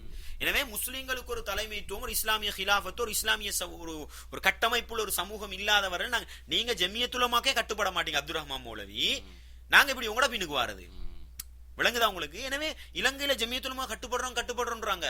இந்த வருஷம் நோம்பு பெருநாள் என்ன நடந்துச்சு? ஜமியத்துல் உலமால ஒரு கூட்டமே பெருநாள் கொண்டாடாம இருந்தது. ஓ, அப்ப எப்படி ஜமியத்துல் உலமா கட்டுப்படுறேன்னு சொல்றது? இன்றைக்கு ஜமியத்துல் உலமாவால எத்தனை தௌஹீத் பள்ளிக்கு வந்து கூட்டுதுவா இல்லன்னு லெட்டர் கொடுக்கப்பட்டிருக்குது. தௌஹீத் ஜமாத் அங்கீகரி, நீங்க ஜமியத்துல் உலமா கட்டுப்படுற ஆள் கண்டா என்ன செய்யணும்? அவங்களோட பேச்சை கேட்டு கூட்டுதுவா ஓதப்படா, அல்லது நீங்க ஓதுங்க, எங்கட பள்ளிக்கு நீங்க தொழிற்சா ஓத தேவையில்லைன்னு சொல்லுங்க. நீங்க ஒன்றமே ஜமியத்துல் உலமா கட்டுப்படவும் இல்ல, நீங்க சமூக ஒற்றுமை பேசவும் இல்ல, நீங்க வெறுமனே என்ன செய்யறீங்க? பூச்சாண்டி காட்டுறீங்க. இந்த இந்த உங்களோட இந்த பேசுறது நோக்கமும் மௌலவி என்னன்னா, லெஸ்டால வந்து 2 மௌலவிமாக இருக்கிறாங்க. அவங்க தான் உலமா சபையில மெம்பராகவும் வைக்கிறாங்க. அதுல ஒரு ஆள் தலைவராக இருக்கிறாரு, ஒரு ஆள் சும்மா மெம்பராக இருக்கிறாரு. அவங்களுக்கு வாராந்தம் வந்து ஜும்மா மேடையும் கிடைக்குது. சரியா? அப்ப இவங்களோட மௌலவிமாக்கள் வந்து எதெல்லாம் பிதுகத்துன்னு சொல்லி அந்த பள்ளியில நிப்பாட்டி இருந்துச்சோ அது எல்லாத்தையும் திருப்பி பிதுகத்து இல்லைன்னு சொல்லிட்டு போயிட்டாரு. ஆனா அதுக்கு அடுத்த கிழமை கிடைக்கும் போது ஜும்மால கூட இந்த அங்க இருக்கிற மௌலவிமாக்கள் இதை சொல்ற இல்ல, முட்டண்டா தொட்டு காட்டணும் சிலாக்களுக்கு, இல்லைங்களா? அப்ப இவங்களுக்கு வந்து அவங்க சொல்லுவாங்க இது பிதுகத் இல்ல. உதாரணத்துக்கு சொல்றேன், கூட்டுதுவா கேள்வியை வந்து நீங்க சுருக்கமா கேளுங்க. சரி, அதாவது கூட்டுதுவா பிதுகத்து நான் அதை சொல்றேன். சரியா? அது என்ன சொன்னா நான் அதை விளக்கமா சொல்லிக் கொள்ளணும். ஏன்னா மௌலவிமாக்கள் சொல்லாதது நாங்களும் சொல்லாததுன்னு சொல்லிடுவாங்களே. கூட்டுதுவா பிதுகத்து நிப்பாட்டிச்சு, ஆசாக்கோல் பிதுகத்து நிப்பாட்டிச்சு. ஆமா, லெஸ்டர் பள்ளியில மஸ்ஜித் அப்ரார்ல லைலத்துல் கத்ருடைய இரவு 27ஆம் தேதி ஜமாஅத்தே இஸ்லாமியோடு தப்லீகோடு நீங்களும் சேர்ந்திருக்கும் பொழுது நிப்பாட்டப்பட்டது. நிப்பாட்டு இருந்தது. அந்த டைம்ல நாங்க உள்ளுக்கு இருந்தோம். பள்ளி நிர்வாகம் முடிவெடுத்து நிப்பாட்டி இருந்தது. ஏன் நிப்பாட்டினாங்க? பிதுகத்துன்னு நிப்பாட்டி இருந்தது. அது எல்லாத்தையும் அப்துல் ரஹ்மான் ஹாஃபிஸ் மௌலவி வந்து இதெல்லாம் பிதுகத் இல்லைன்னு சொல்லிட்டு போறார். சொல்லிட்டு போனதுக்கு போறோம், ஊர்ல குழப்பம் வரல. அதாவது இல்லாதது இருக்குன்னு சொல்லிட்டு போயிட்டு ஊர்ல குழப்பம் வரல.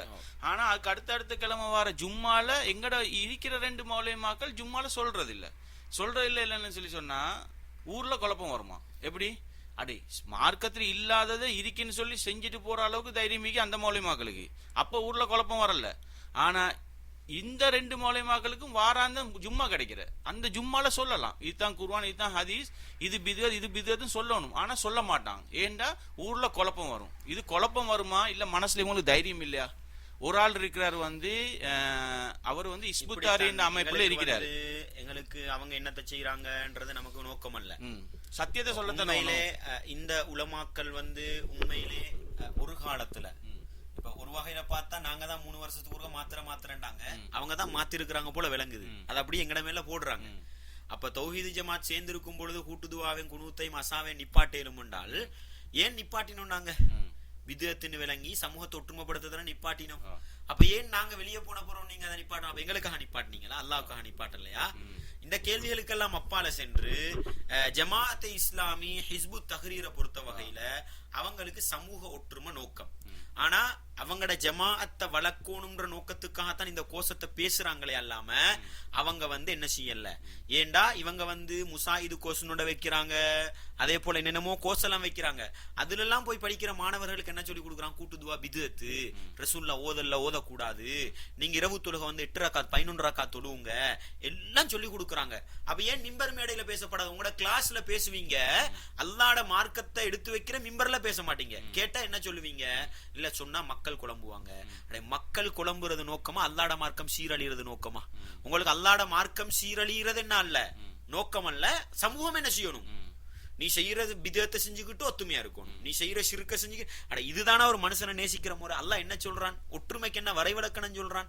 அல் முஃமினூன வல் முஃமினாத்து பஅதுஹும் அவுலியாஉ பஅல். இறை விசுவாசிகளான ஆண்கள், இறை விசுவாசிகளான பெண்கள் சிலருக்கு உதவியாளர்கள், உற்ற நேசர்கள். எந்த விஷயத்துல? யஅ்முரூன பில் மஅரூஃப் வயன்ஹூன அனில் முன்கர். நல்லதை எடுத்து சொல்வார்கள், தீயதை. அதனாலதான் ஒற்றுமைன்றான் அல்லாஹ். அதனாலதான் ஒருத்தருக்கு ஒருத்தர் உதவியா போலியாளர். அப்ப நான் உண்மையிலே உங்களை நேசிக்கிறேன், உலக விஷயத்தை வச்சு பார்ப்போமே, நான் உண்மையிலே உங்களை நேசிக்கிறேன், உங்களோட இறக்கமா இருக்கிறேன் என்ன அடையாளம்? நீங்க ஒரு பிசினஸுக்கு போறீங்க, முறை தவறி செய்றீங்க, நான் உங்களை நேசிக்கிறேன்னா என்ன செய்யணும்? இந்த பாரப்பா, நீ இப்படி பிசினஸ் செஞ்சா லொஸ்டா போவாய், நீ இந்த பிசினஸ்ல கைய வச்சா இருக்கிறதும் இல்லா போகும், இப்படி நான் உங்களுக்கு அறிவுரை பண்ணினா தான் உங்களை நேசிக்கிறேன்னு அர்த்தம். நீ எப்படி தாண்டு போனாலும் பரவாயில்லப்பா, என்னோட கொடுக்கல் வாங்கல வச்சுக்கொண்டா இது உங்களை நேசிக்கிற முறையா தண்டவாசிக்கு, இப்படிதானே? அதே போல நீங்க மார்க்கத்துக்கு வாங்கலேன், நான் உங்களை உண்மையிலே நேசிக்கிற ஒரு ஆள்னு சொன்னா நீங்க தாடியை வலிச்சுக்கிட்டு வாரீங்கன்னா என்ன கேட்கணும்? ஏனப்பா தாடியை வலிச்சு இந்த ஹராத்தை செஞ்சீங்கன்னு கேட்கணும். அதே போல நீங்க வந்து சிகரெட் குடிச்சா என்ன கேட்கணும்? ஏனப்பா இந்த ஹராத்தை செய்றீங்கன்னு கேட்கணும், செய்யாதீங்கன்னு சொல்லணும். அதே போல நபிகளார் செய்யாத ஒரு பிதத்தை செஞ்சா என்ன கேட்கணும்? நான் உங்களை நான் மறுமைக்காகத்தானே நேசிக்கிறேன், மறுமையில நீங்க சுவனம் போனோட ஆசைப்படுறதான ஒரு மூமின்ட பண்பு. அப்ப நீங்க மறுமையில வெற்றி கிடைக்காது தோல்வி கிடைக்கும் சொன்ன ஒரு வேலையை செய்றீங்க, இல்ல எனக்கு உலகத்துல ஒற்றுமையா இருந்தா போதும், இது உண்மையான நேசமா? இது உண்மையான இரக்கமா? எனவே இந்த மிம்பர் மேடைகளை பேசக்கூடிய இந்த உலமாக்கள் எல்லாம் தண்ட ஜமாஅத்தையும் தண்ட சமூகத்தையும் வளர்க்கறதுக்கு இந்த மார்க்கத்தை மறைக்கிறாங்களே தவிர அல்லாஹ்வை பயந்து உண்மையான ஒற்றுமை அல்லாஹ் சொல்றானே, ஈமானிய உறவை சொல்றானே, அந்த உறவுக்கு இவங்க என்ன செய்யல, பாடுபடல. அந்த உறவுக்கு பாடுபடுறதா இந்த சத்தியத்தை தெளிவா சொல்லுவாங்க, அசத்தியத்தை என்ன செய்வாங்க, தெளிவா மக்களுக்கு விளங்கப்படுத்தி, நீ எனக்கு அடிச்சாலும் பரவாயில்ல, நீ என்னைய கொண்டாலும் பரவாயில்ல, இதுதான் சத்தியம் சொல்லிட்டு போவாங்க. எனவே இவங்க வந்து சமூகத்துக்காக வாழ்றாங்களா, அல்லாஹ்வுக்காக வாழ்றாங்களா? மறுமை என்ன செய்யும்? நிச்சயம் தீர்ப்பு சொல்லும். எனவே பொதுமக்களாகியவங்க எப்படி இருக்கணும்னு சொன்னா, மௌலவி எதை சொன்னாலும் பரவாயில்ல, குர்ஆன் ஹதீஸுடைய ஆதாரத்தோட சொல்லுங்க. உங்களோட கருத்தெல்லாம் எங்களுக்கு தேவையில்ல, குர்ஆன் ஹதீஸ். ரசூலுல்லாஹ் 13 வருஷம் தொழுறாங்க தானே, 10 வருஷம் மக்கா மதீனால இமாமா இருந்து தொழுதவங்களுக்கு ஏன் ஒரு நேரத்துல நான் துவா கேட்கிறேன் நீங்க ஆமீன் சொல்லுங்கன்னு சொல்ல முடியல? நான் கேட்கிறேன், ரசூலுல்லாஹ் 10 வருஷம் தொழுவிச்சாங்க தானே, ஏன் ரசூலுல்லாஹ்வால முடியல? மையத்தை அடக்கி போடு ரசூல் என்ன சொல்றாங்க, உங்களோட சகோதரனுக்கா துவா கேளுங்க. இப்ப அவர் விசாரிக்கப்படுறாரு. சஹாபாக்களுக்கு இப்படி சொன்ன ரசூலுல்லாஹ்க்கு ஏன் இல்ல நீங்க எல்லாம் இருங்க நான் துவா செய்ற ஆமீன் சொல்லிட்டு போங்கன்னு சொல்ல முடியல? திருமணத்தை பத்தி ரசூலா சொல்லும்போது என்ன சொன்னாங்க, மணமகனை பார்த்து பாரக்கல்லாஹு லக வ பாரக்கல்ல நீங்க ஓதுங்கன்னு தானே சொன்னாங்க. இல்ல நீங்க எனக்கிட்ட வாங்க நான் ஓதுறேன் ஆமீன், ஏன் ரசூலா காட்டி கொடுக்கல? எந்த கட்டத்திலையும் ரசூலா இப்படி ஒண்ணு செய்யலையே. எனவே ரசூலுல்லாஹ் செய்யாததெல்லாம் நம்ம பள்ளியில செஞ்சு போட்டு இல்ல இது பித்அத் இல்லண்டா என்ன அது? அப்ப ஏன் ரசூலுல்லாஹ்க்கு தெரியாம போச்சு ஒரு நல்லது? அதே போல ரசூலுல்லாஹ் அப்துர் ரஹ்மான் மௌலவி சொல்லும் பொழுது புகார்ல வர ஹதீஸ்ல கொஞ்சம் ஓதினாங்களாம் குனூத், கொஞ்சம் வரல, கொஞ்சம் காலம் ஓதினாங்க. அதே புகாரில வருது யசீரன், கொஞ்சம் அல்ல, ஷஹ்ரன், ஒரு மாசம் தான் ஓதினாங்க, அதோட நிப்பாட்டினாங்கன்னு வருதே. 5 நேர தொழுகையில் ஓதினாங்கன்னு வருதே. சுபஹ்ல ஓதினாங்கன்ற ஹதீஸை மட்டும் காட்டுற, மக்ரிப்ல ஓதினாங்கன்னு வருதே, இஷால ஓதினாங்கன்னு தனியா வருதே. அப்ப நீங்க சுபஹ்ல மட்டும் ஓதி போட்டு அனசரதனும் விட்டாங்கன்னு சொன்னதை எடுக்காம கொஞ்சம் ஓதினாங்க. அல்லாஹு அக்பர். இது அல்லாஹ்வோட மார்க்கத்தை மறைக்கிறது இல்லையா? அப்ப சுபஹ்ல குனூத் ஓதுறத பத்தி வர ஹதீஸை பார்த்தா கூட அவர் எப்படி வரார்? அபூ ஜாஃபர் ராஸி அந்த ஹதீஸ் அறிவிக்கிற ஒருத்தர், அவர் என்ன முத்தஹமும் பில் கதிப், பொய் சொல்லுவாரோன்னு சந்தேகிக்கப்பட்டவர். அப்துர் ரஹ்மான் மௌலவியிட ஹதீஸுக்கு சொன்ன விளக்கத்தின் அடிப்படையில் அந்த ஹதீஸ் எடுக்கல, மிக பலவீனம், விட்டு கட்டப்பட்ட அளவுக்கு போறது.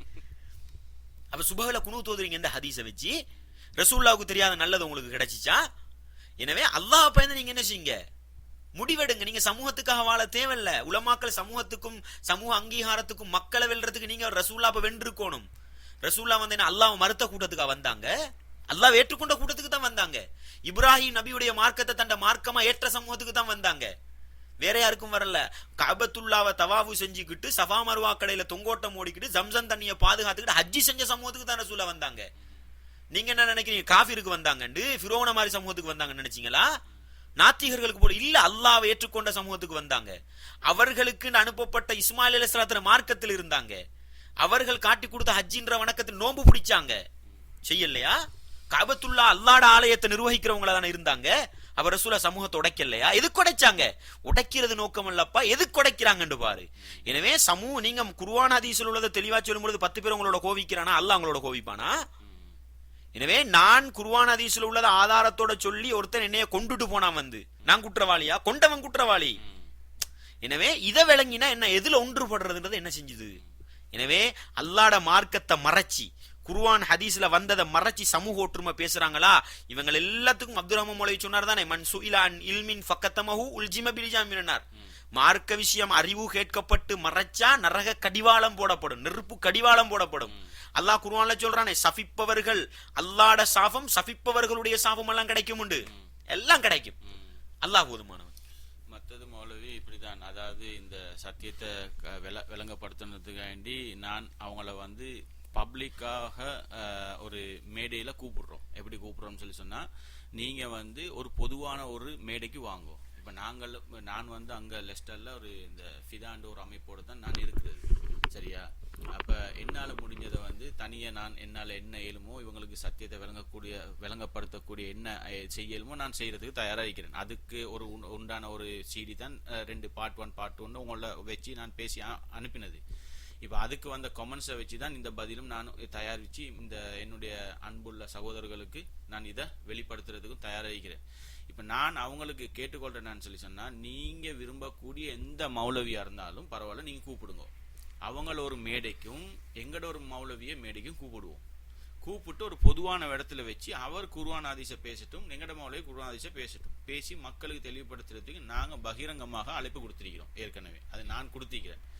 அப்போ இன்றைக்கு வரைக்கும் அவங்க வந்து ஒரு பொதுவான இடத்துக்கு வரமாட்டாங்க. வந்தால் ஏதாவது ஒரு கதையை போட்டு அவருக்கு டைம் இல்லை, அவருக்கு நேரம் இல்லை, நீங்கள் வாங்குவோம் எங்களோட இடத்துக்கு, இப்படித்தானே. நாங்கள் ஒரு இடத்துக்கு அவங்களோட இடத்துக்கு எங்களுக்கு போக இயலாது. அப்போ நாங்கள் என்ன சொல்கிறோம்னு சொன்னால், பகிரங்க ஒரு விவாதத்துக்கு நாங்கள் தயார். எப்படி தயார்னு சொல்லி சொன்னால், அவங்க ஒரு மேடைக்கு வந்தால் நீங்கள் எங்கே இருந்தாலும் உலகத்தில் எங்கே இருந்தாலும் எங்களுக்கு நேரடி அடிக்கையில் இருந்தால் மிச்சம் நல்லம். அப்படி இல்லாட்டி உங்களை ஸ்கைப் மூலியமாக எடுத்து இவங்க வார மௌலியமாக்களை வச்சு நாங்கள் ஸ்கைப்பில் ஒரு விவாதம் ஒன்று செய்வோம். ஒரு அழகிய விவாதம் ஒன்று நாங்கள் செய்வோம் மக்களுக்கு தெளிவுபடுத்துறதுக்காண்டி. அதுக்கு நீங்கள் தயாரா? இன்ஷா அல்லாஹ். அப்போ இன்ஷா அல்லாஹ் என்னண்டா, அப்போ எங்களுக்கு வந்த கேள்விகள்ல கடைசி ஒரு கேள்வி என்ன, இப்படிதான் நாங்க மக்களுக்கு குர்ஆன் ஹதீஸ்ல உள்ள மாதிரி சொல்றதுக்கு நாங்க தயங்க தேவையில்லை. ஓகே.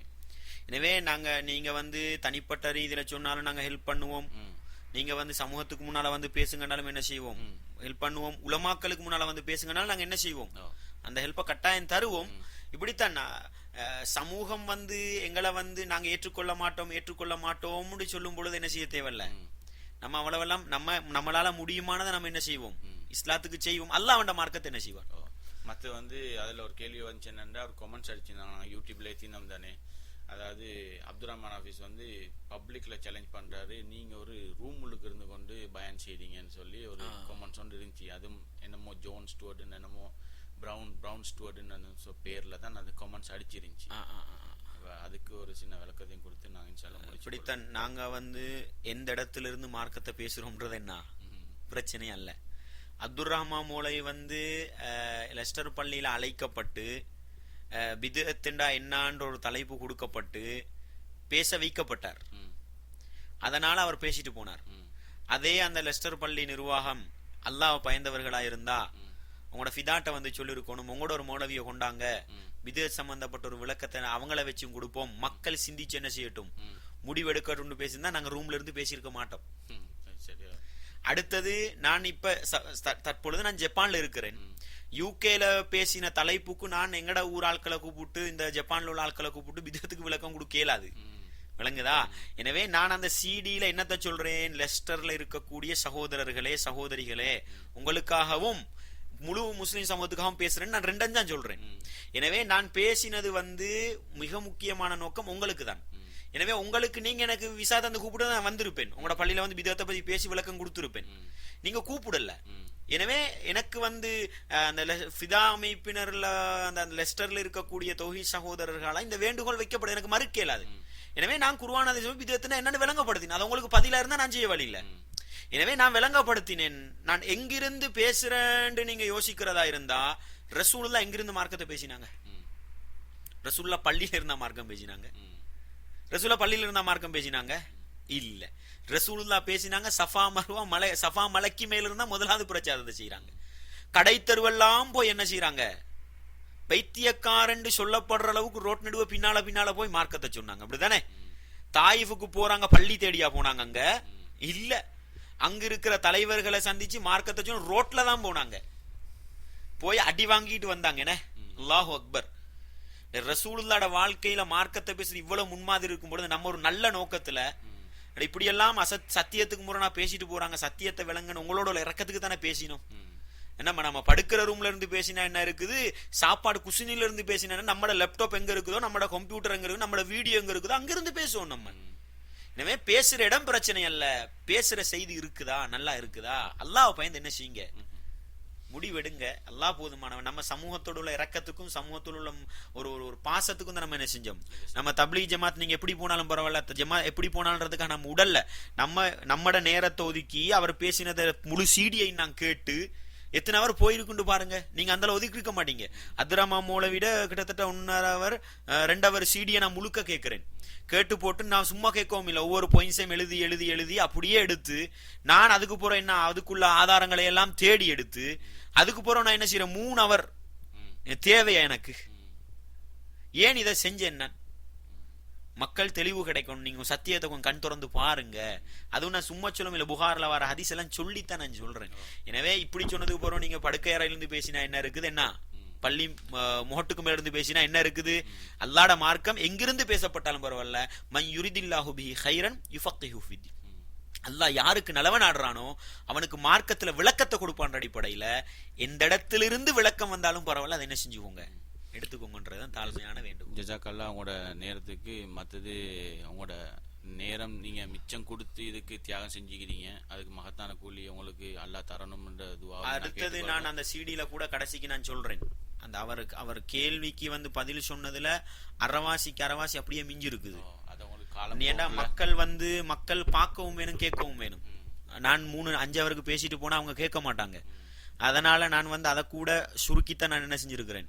அதுல கூட கடைசிக்கு சொல்றேன், அந்த மக்களாக விரும்பி இதுக்கும் நீங்க பதில் தாங்கன்னு சொன்னா நான் தர தயார். அதெல்லாம் நான் ஏற்பாடு பண்ணி தான் வச்சிருக்கிறேன்.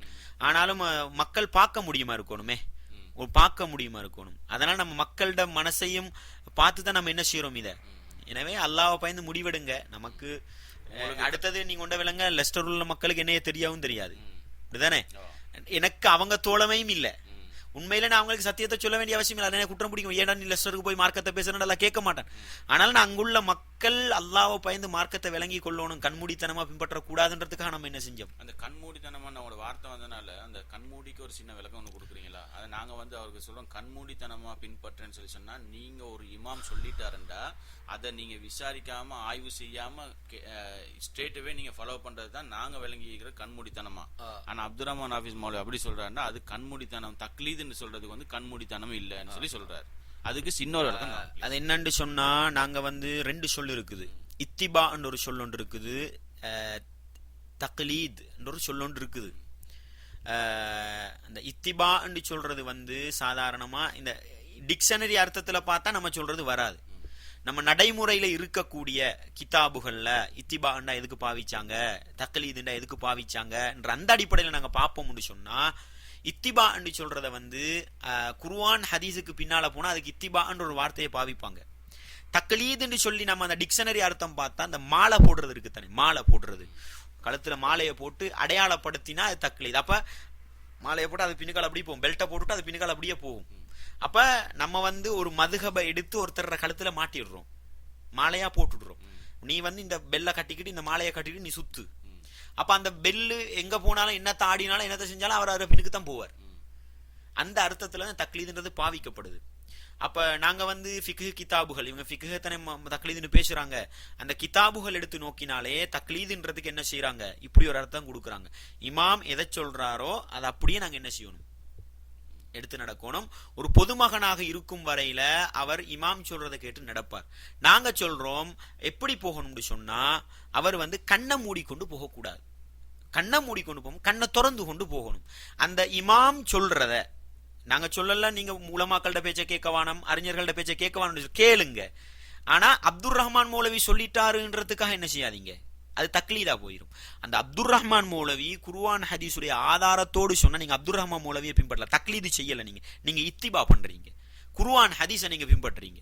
இல்ல குர்ஆன் ஹதீஸ்ல வராட்டி நாங்க ஷாஃபி மதுஹப்ல வந்ததை தான் எடுப்போம்னா நீங்க இத்திபா பண்ணல, நீங்க ஷாஃபி மதுஹபை கண்ணை மூடிக்கிட்டு என்ன செய்றீங்க, பின்பற்றுறீங்க. எனவே இஸ்லாத்துல எது சொல்றாங்க, பொதுமக்கள் முக்கல்லிதா தான் இருக்கணும்ன்றாங்க. ஷாஃபி இமாமெல்லாம் சொல்றாங்க முக்கல்லிதா இருக்க தேவையில்லண்டே சொல்றாங்க, விளங்குதா? அஹ்மது இப்னு ஹம்பல் அவங்க சொல்றாங்க, நீங்க என்னைய தக்லீது பண்ணவும் வாணும், வலா துக்கல்லிதுனி வலா துக்கல்லிது ஷாஃபி, அப்படியே சொல்றாங்க.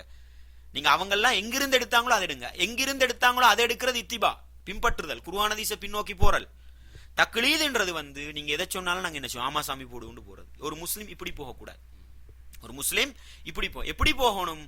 நீங்க சொல்றது குர்ஆன் ஹதீஸுடைய ஆதாரம் இருந்தா எடுப்போம், அது இத்திபாவா போயிடும். குர்ஆன் ஹதீஸின் அடிப்படையில போனா நாங்க என்ன ஷாஃபி இமாம்ட பின்னுக்கு போக மேலும், அஹ்மத் இப்னு ஹம்பல்ட பின்னுக்கு போக, மாலிக் இமாம்ட பின்னுக்கு போக மேலும். நான் அதை பத்தி மதுஹபுடைய பேசும்பொழுது மதுஹப பத்தின விளக்கத்துல நான் என்ன செய்யணும் அதை கொஞ்சம் ஆழமா விளக்கமா சொல்றேன். அவரு இன்ஷால்லா ஹஜ் நாளைக்கு வாரன்னு சொல்லி கேள்விப்பட்டிருக்கிறோம். அப்படி இன்ஷால்லா வந்தால் நான் பகிரங்கமாக அவரை அழைப்பேன். இன்ஷால்லா அந்த டைம்ல உங்களுக்கு நேரம் இருந்தா நீங்க கலந்து கொள்ளுங்க. இன்ஷா அல்லாஹ். நீங்க என்ன சரி சொல்ல கடைசி விரும்புற லெஸ்டர் மக்களுக்கு? நான் லெஸ்டர் மக்களுக்கு சொல்ற மிக முக்கியமான விஷயம் என்னன்னு சொன்னா, நீங்க என்னைய கீழ்த்தரமானவனா நினைச்சு என் சீடியை நீங்க தூக்கி வீசினாலும் பரவாயில்ல. அப்துல் ரஹ்மான் மௌலவியை நீங்க ஒரு பெரிய ஒரு ஆலிமாக நினைச்சு அவரை நீங்க தூக்கி பிடிச்சாலும் அது எனக்கு என்ன இல்ல, பிரச்சனை இல்ல. என்னுடைய நோக்கம், என்னுடைய ஆசை என்னன்னு சொன்னா, நீங்க பித்அத்துண்டா என்னன்றதை குர்ஆன் ஹதீஸ்ல தெளிவா விளங்கிக்குங்க. ஏன்னா அவர் அதுல விசேடமா தௌஹீத் ஜமாத்தை பத்தி பித்அத்துடைய விஷயத்துல குற்றச்சாட்டு தான் சொல்றாரு. ஆதாரம் இல்லாம செய்யறாங்க அப்படி இப்படியெல்லாம். அதனாலதான் நாங்க ஆசைப்பட்டோம் பித்அத்துக்கு என்ன ஆதாரம், பித்அத்துண்டா என்ன, குர்ஆன் ஹதீஸ்ல கூட விளங்கப்படுத்தி இருக்கிறோம். எனவே நீங்க அல்லாஹ்வை பயந்து உண்மையிலே தூய்மையான இஸ்லாத்தை விளங்கிக் கொள்ளணும்டா நீங்க 2 சீடியம் பாருங்க, பார்த்து எது சத்தியம்ன்றது என்ன செய்யுங்க, அல்லாஹ்வை பயந்து ஆதாரத்தோட முடிவெடுங்க. மறுமை எனக்கும் உங்களுக்கும் என்ன செய்யும், நிச்சயம் முடிவு செய்யும். வல்லவன் ரஹ்மான் என்னையும் உங்களையும் எல்லா முஸ்லிம்களையும் இந்த உலகத்துல வாழ்ற பொழுது அல்லாஹ்வுடைய கட்டளை ரசூலோட வாழ்க்கை வழிமுறையை எடுத்து நடந்து உண்மையான முஸ்லிம்களாக வாழ்ந்து, அந்த அல்லாஹ்வுடைய கட்டளை ரசூலோட வாழ்க்கை வழிமுறையின் பக்கம் மக்களை அழைக்கக்கூடிய முஸ்லீமாக வாழ்ந்து அதே இஸ்லாத்தோட மரணிக்கிற பாக்கியம் எனக்கும் உங்களுக்கும் கிடைக்கணும். வல்லவன் ரஹ்மான் எல்லா முஸ்லிம்களுக்கும் அந்த பாக்கியத்தை தரணும். வாஹிரு தஅவானா அனில் ஹம்துலில்லாஹி ரப்பில் ஆலமீன். நீங்க இந்த கேள்விகளை கேட்டு அந்த மக்களுக்கு ஒரு தெளிவு கொடுக்கணும்னு ஆசைப்பட்டதுக்கு அல்லாஹ் உங்களுக்கு என்ன செய்யணும், இன்னும் இஸ்லாத்துல ஆர்வத்தை தரணும். அல்லாஹ் உங்களோட வாழ்க்கையில பரக்கத் செய்யணும். அஸ்ஸலாமு அலைக்கும் வரஹ்மத்துல்லாஹி வபரகாத்துஹு.